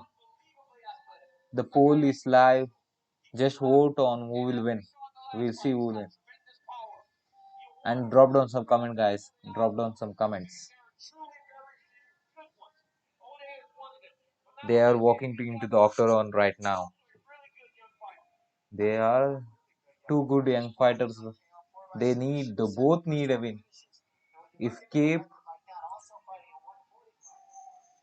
Ode gets a KO or TKO this time at the first round, he will secure his, I think, permanent. He will be in the top 15, I think, in the flyweight division.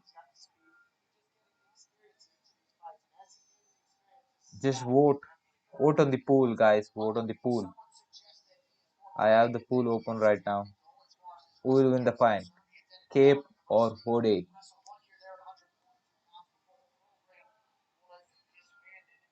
Subscribe to our channel. I'll be uploading some good videos on UFC or other MMA background too. This will be the last fight for the early prelims.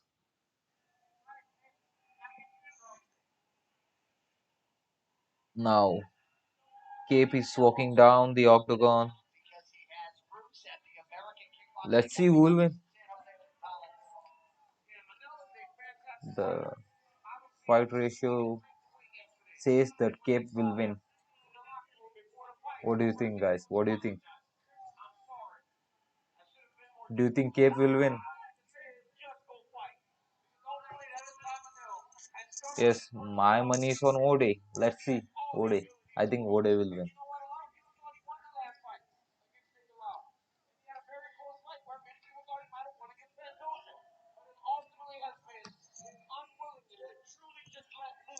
That has cost him. Let's see if he can do that tonight in this fight against O'Day. And that's one of the toughest things to do when you're facing another southpaw. Don't forget that. I mean, this is a Manalkaf who has a lot of experience against orthodox fighters. Now he's facing also another southpaw, which can sometimes shell up southpaws and get him to not throw. So that's the question. Will he open up against a guy with a similar stance? How has he trained for that? And realistically, will he switch stance like he usually does, mix in the wrestling? What approach is he going to take? Because he's got all the skills. It's just a matter of Who will win, guys? Who will win? Cape or Ode?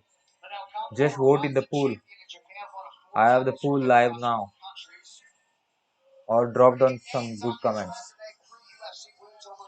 Mizugaki, Ian McCall also faced the great Kyoji Horiguchi.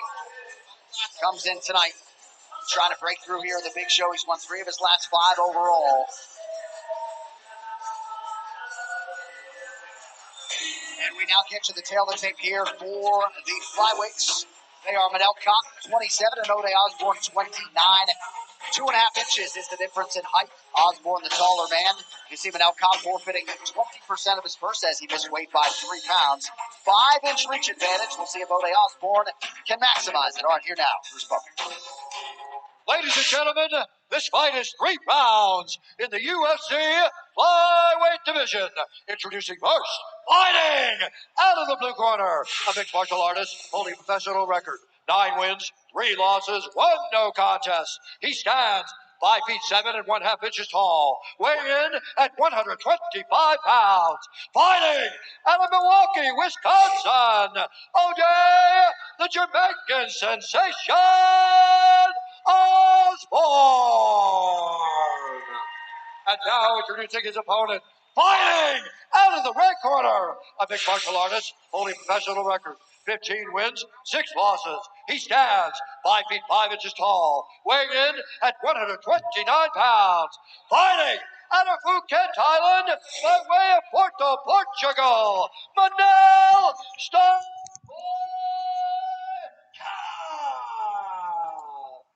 And when the action begins, our referee in charge, Jeff Rexroad. Second of 3 assignments tonight for Jeff Rexroad. Thank you, Ariani. Back up. Manel Cott is in the red trunks. Ode Osborne is in black count, the 2-1 favorite at close. This fight clock is brought to you by the U.S. Army. Southpaw versus southpaw here. That means they both have jabs, they both have calf kicks, and that's something that They both mean. I think they both. left hand versus the This will be a good fight, guys. This will be a good fight. now it's the same weapons. Ooh. Early connection from Manel Cott got my attention. 30 seconds gone by. Ode landed good 1-2 to Cape. Exactly what you saw from Manel the moment he stepped in the gym. Like, wow, this dude is powerful. Ooh. But it has to be put together. Manel has to do everything if he wants to ultimately reach the level that he's reached in so many organizations outside of the UFC.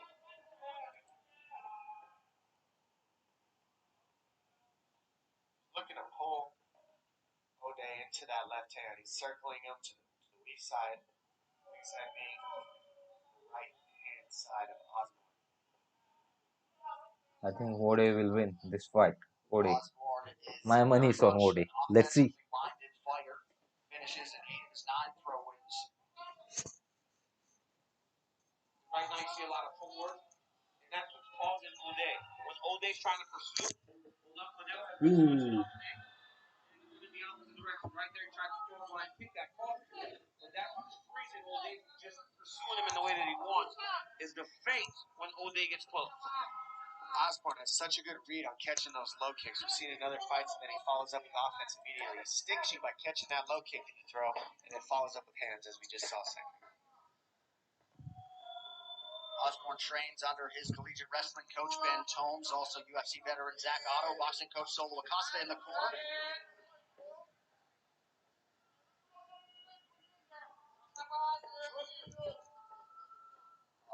Trying to make his reads, or so it would appear, on the three going loud. Like DC said, what Cobb's doing so well is he's making him, right when Osborne sets his feet, he shifts and moves, and it keeps it so that Osborne doesn't know when to throw or when to fake.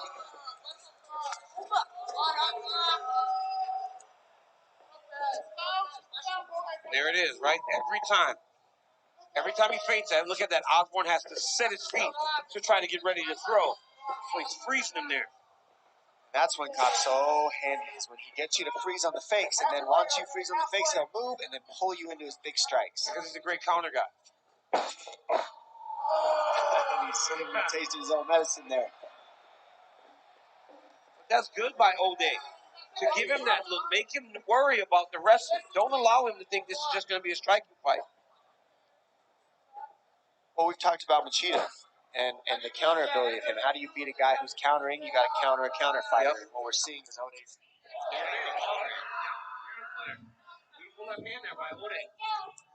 I think Gode landed some beautiful left hand. Beautiful left hand.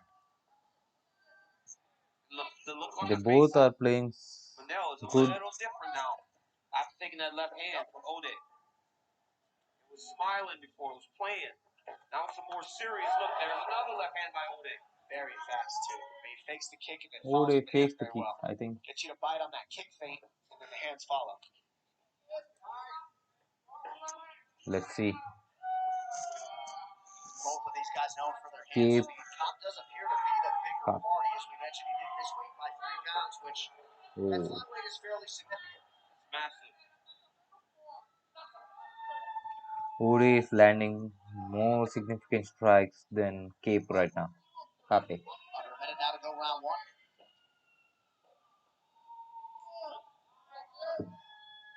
Prelim coverage will continue top of the hour on ESPN2.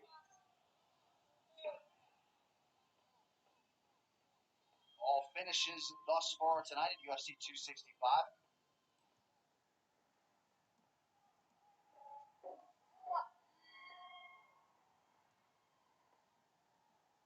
Bit of a cut under the right eye of Cobb. Osborne is really just trying to head off Cobb so that he can land what he wants, but it's hard because Cobb's got real good footwork. He's switching stance a lot.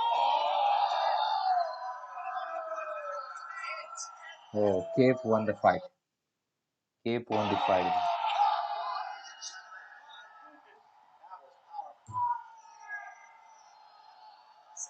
He circled him right into it. He pulled it back and forth, and the left hand was landed, and then the jump knee. Now Cobb with a word for his teammate Daniel Cormier, but a huge highlight tonight. O'Day Osborne, with a little bit of a protest, felt like he wasn't necessarily given enough time to recover, and the referee, Jeff Rexroad, made contact pretty early there, I thought, DC. Your thoughts? Yeah, he was hurt bad, but O'Day's a tough guy, probably wants to fight more. But it was all the footwork and all the angles and different looks that allowed for Manel to land that knee. As we see, the back and forth. Look at the circling to the weak side, and then he switches stance, jump knee. Boom! Yep. Beautiful setup. And that's what happens when you're switching stance, pulling side to side, moving, feinting. Things get hidden. And this came out of left field, and Cobb landed it on the button. Perfect read. Look at this jump.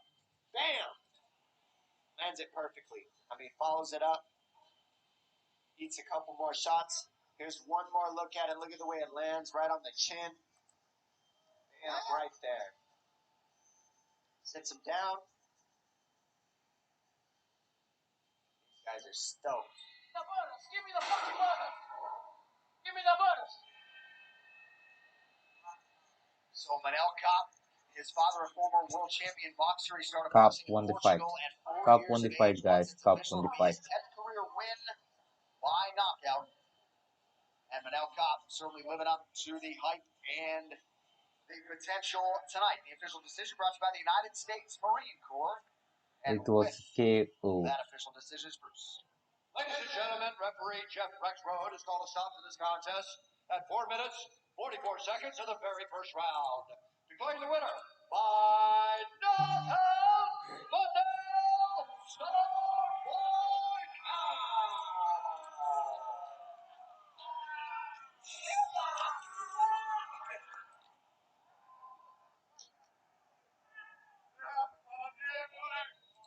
Manel, you just got your black belt. How excited are you about that? And also about getting your first UFC victory after 2 close split decision losses. First, last my fight is not a loss. Everybody know, everybody see that I win, but okay, move up. I just want to say thank you for my coach that I come. He's my first coach, BJJ. All the things what I have, he teach me. You know, he's like my father, my old brother. You already know, Paulo. And I want to say thank you for everybody in Portugal, Angola that support me, aka my team too, in California, aka Thailand. And I want to say thank you too to Alejandra in Las Vegas. He helped me a lot in strength condition. My man, I need to be in top 10 or top 5. I'm the best, one of the best flyweights in the world. And if nobody don't like, I don't give a fuck. You know, I'm here to be a champion. Let's go. And Dana, give me the fucking bonus. I have a bonus. Manel, you can't get the bonus when you miss weight, my friend. But let's take a look at some of that work right here. You set up a lot of those move out of angles, then you switch stances, jumped to this flying knee, and got the finish. He thought he could keep fighting. Did you feel him out under you? My man, he said that he want to be the first to knock him out. Nobody can knock me out. My chin is like a Iron Man, man. I don't give a fuck. I just make my work. And I want to say, I will be a father. My girlfriend Yula is pregnant, and I'm so happy. This makes me so excited. You know, for all people in Russia, спасибо большое, and давай.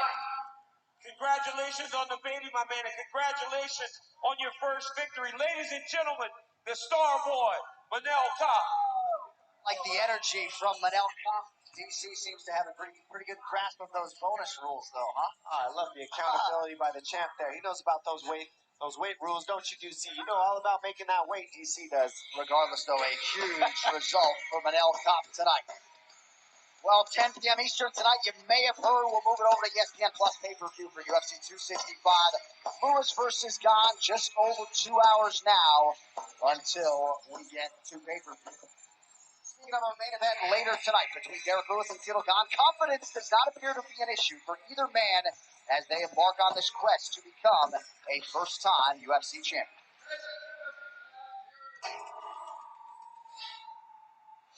Hearing that Lee Murray was attached to one of the biggest bank heists in the history of the world, yet not surprised. Let's go! This is the best I've ever been, and I'm feeling more dangerous than ever. I think for Derek Lewis tonight is going to be a long night. Tonight I will beat Derek Lewis and I will become the UFC champion.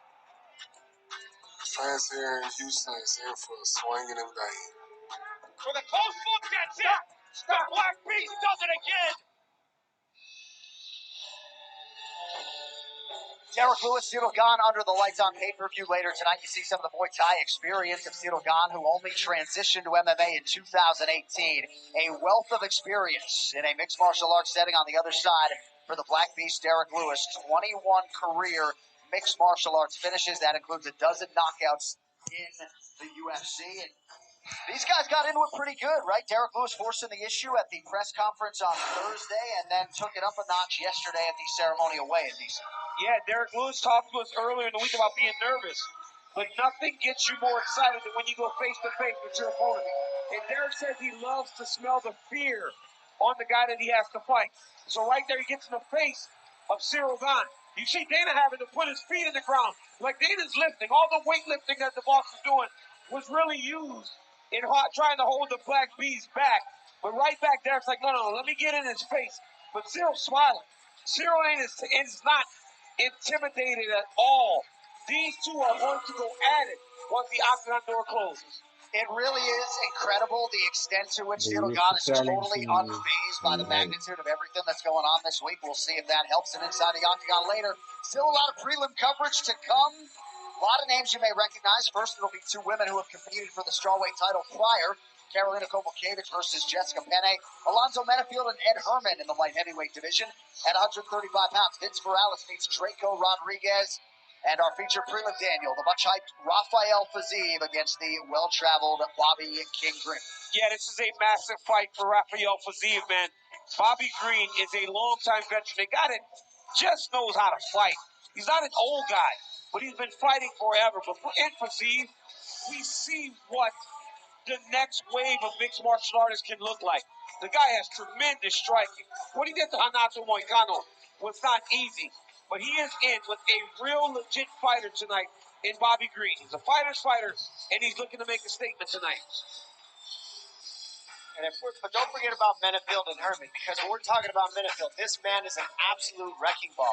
And if you want to know a guy that's hard to take out, the indestructible building, that would be Ed Herman here. This man can take a beating, come back, and get you out of there any time. But this guy Menafield, I mean, look at the power he possesses, look at the athleticism, and the submissions of Herman. This is going to be a back and forth battle. Submissions versus athleticism and strength and power and speed and boxing. All right, we'll see how it plays out. This huge night of UFC action is only just beginning. Coming up next, we will go high above the octagon and check in on the desk front. Megan O'Leary, Chael Sonnen, and Max Kellerman standing by. Stay with us live from Houston.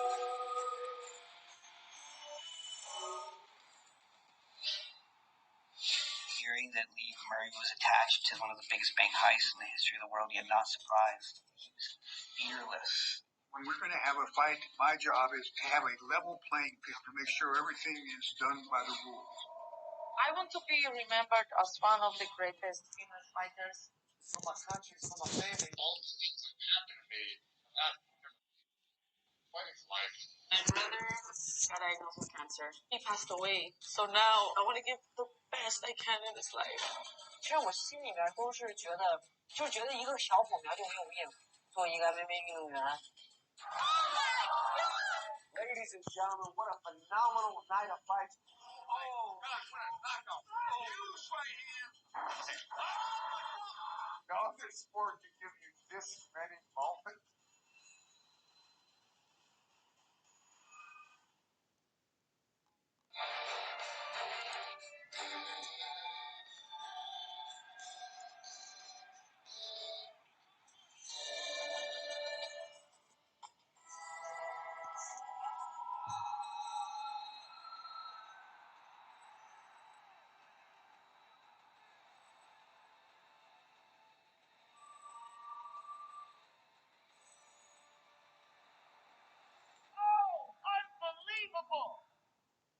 I had my manager call me and say, "Hey man, I just got a call from UFC." My heart. Dillashaw tested positive. Serious performance. He's going to have to compete and live the rest of his life with this stigma. I don't think he wants to end on that type of note. He needs to get back out there. I'll be coming back and I'll be a 3-time UFC champion.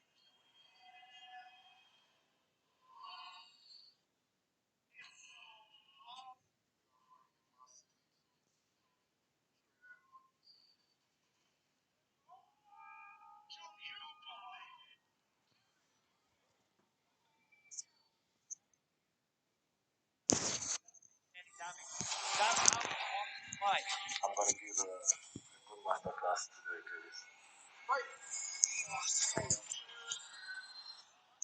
And nobody has been able to solve this puzzle quite yet. Kevin was 9 years old. He said, "Mom, I'm going to be famous one day." He was like an overnight sensation. He did tell me he going to be famous one day. And that's what he did.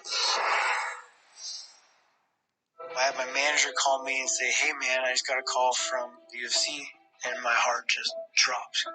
TJ Dillashaw tested positive. Serious performance. He's going to have to compete and live the rest of his life with this stigma. I don't think he wants to end on that type of note. He needs to get back out there. I'll be coming back and I'll be a 3-time UFC champion.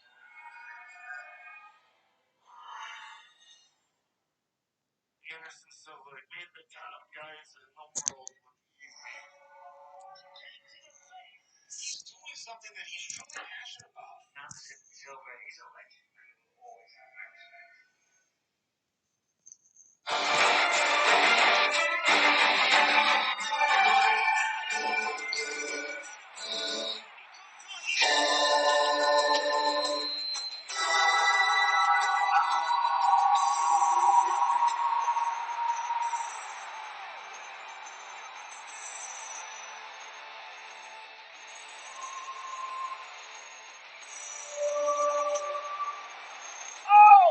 Unbelievable! I'm not playing games. I'm not acting out here. This is all I do. All of us have different paths to greatness. We all have to find that one path, and we have to go for it. We've got some real interesting line movements at the top of this card. If this is not what legends are made of, I don't know what is. Welcome to UFC Fight Business. I'm John Brinkins. What? This is what I paid to see right here, baby. No.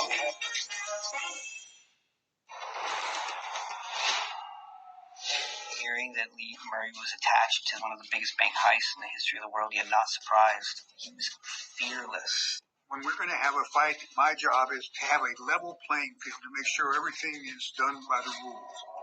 I want to be remembered as one of the greatest female fighters. It's from my country, it's from my family. All the things that have happened to me have happened because of fighting. So, fighting's life. My brother got diagnosed with cancer. He passed away. So now I want to give the best I can in this life.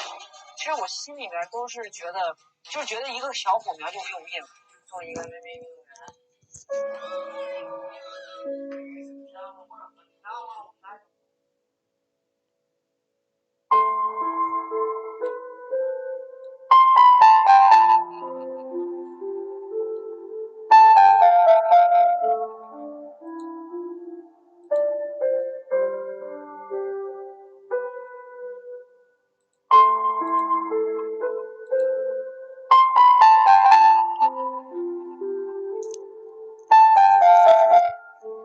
We will be back soon, guys. Still, there is a break right now on UFC 265. We will be back soon. We will be back. Who will win? UFC 265, the main event, Luis versus Gane. Who will win? Just drop down the comments.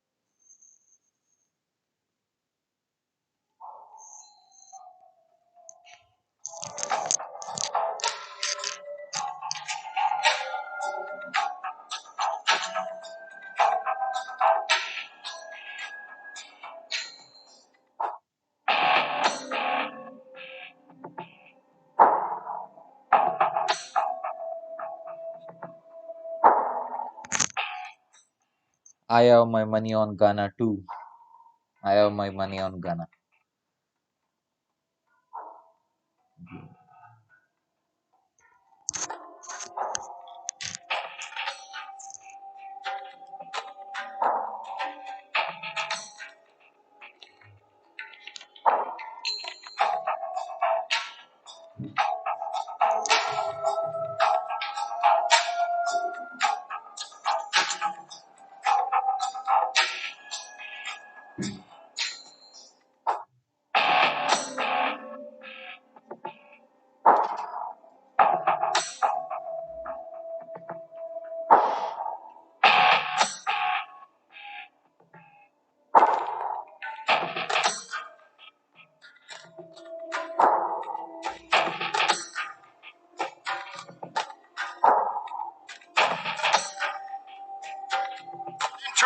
UFC heavyweight champion will be crowned. The most prolific knockout artist to ever set foot in the octagon is hungry to cash in on another title shot. Win a UFC title at home, I believe, is way overdue. It's going to be new heavyweight champion. Will the Black Beast roar once again? Or will he be tamed by an undefeated French freight train? You heard him. You heard him. He made That might be it. Cyril Gane flattens Junior Dos Santos. 7-0 for Cyril Gane. Wow. But first, the prelims are off and running on ESPN2. In the featured bout, a Kyrgyzstani crusher returns to the octagon. Rafael Fiziev has dazzled, both offensively and defensively, over his last 3 octagon wins, announcing his arrival to the lightweight elite with each powerful finish. Rafael Fiziev! He faces the always oncoming, fearless brawler, Bobby Green. A pure striker with the power and heart to derail another hype train. Plus, light heavyweights with a disdain for decisions lock horns. Top 3 alum Ed Short Fuse Herman is on a tear, using vicious strikes and an always deadly ground game to pick off 3 wins in a row. But destructive striker Atomic Alonzo Menefield proved he's got more than just bombs in his arsenal after an impressive submission win in March. A stacked night of mixed martial arts begins with the UFC 265 prelims on ESPN2 right now.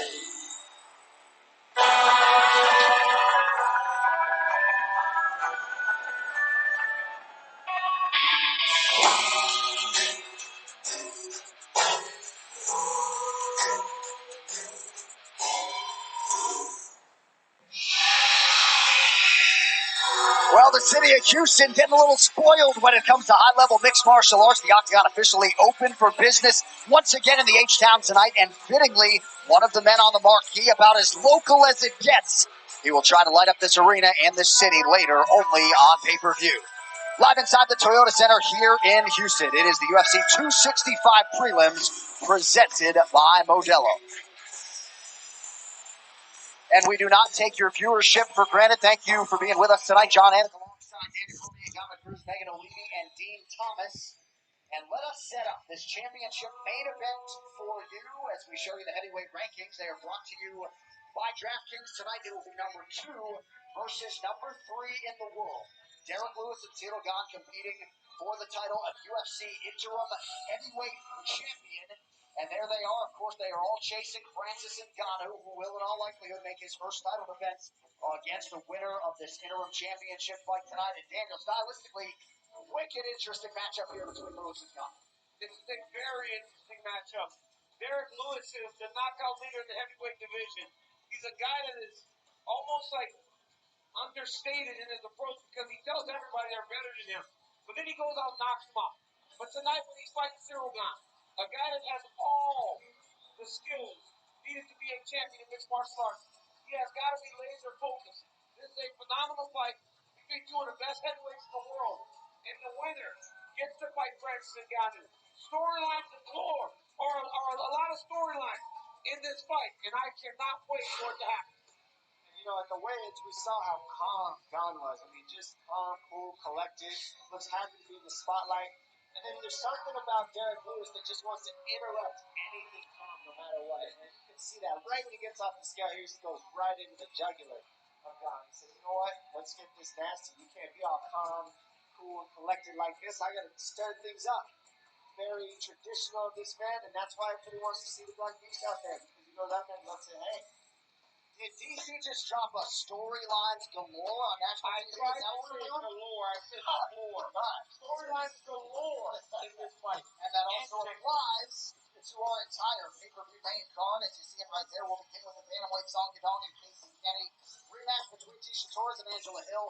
Huge fight in terms of the pecking order in the welterweight division with Chiesa and Buche, co-main event Aldo and Munoz. And of course, your UFC heavyweight interim title fight, Derek Lewis and Cyril Gane. And if you would like to join us at 10 p.m. Eastern, go to ESPNplus.com/PPV. Then after you buy, just log in and watch anywhere. Just be sure you download the ESPN app and you are watching on your mobile device. All right, your preliminary action continues right here, right now from Houston with two strawweights hoping to capitalize on a big stage. 4 years on the sidelines would have been disastrous for most fighters, but Jessica Penne is not most fighters. And after a big win earlier this year, she continues her comeback against Karolina Kowalkiewicz. Former world title challengers meet for the first time in this one, and both Karolina Kowalkiewicz and Jessica Penne hope will win tonight and kickstart a return to strawweight contention. Set to compete for the first time since February of 2020, Poland's Kowalkiewicz has used these months to hone her game and ideally take it to the next level. She believes that work will help her solve the puzzle of California's Penne, who returned from a lengthy layoff of her own back in April with a hard-fought 3-round win over Lupita Godinez. Coming up next, Karolina Kowalkiewicz takes on Jessica Penne.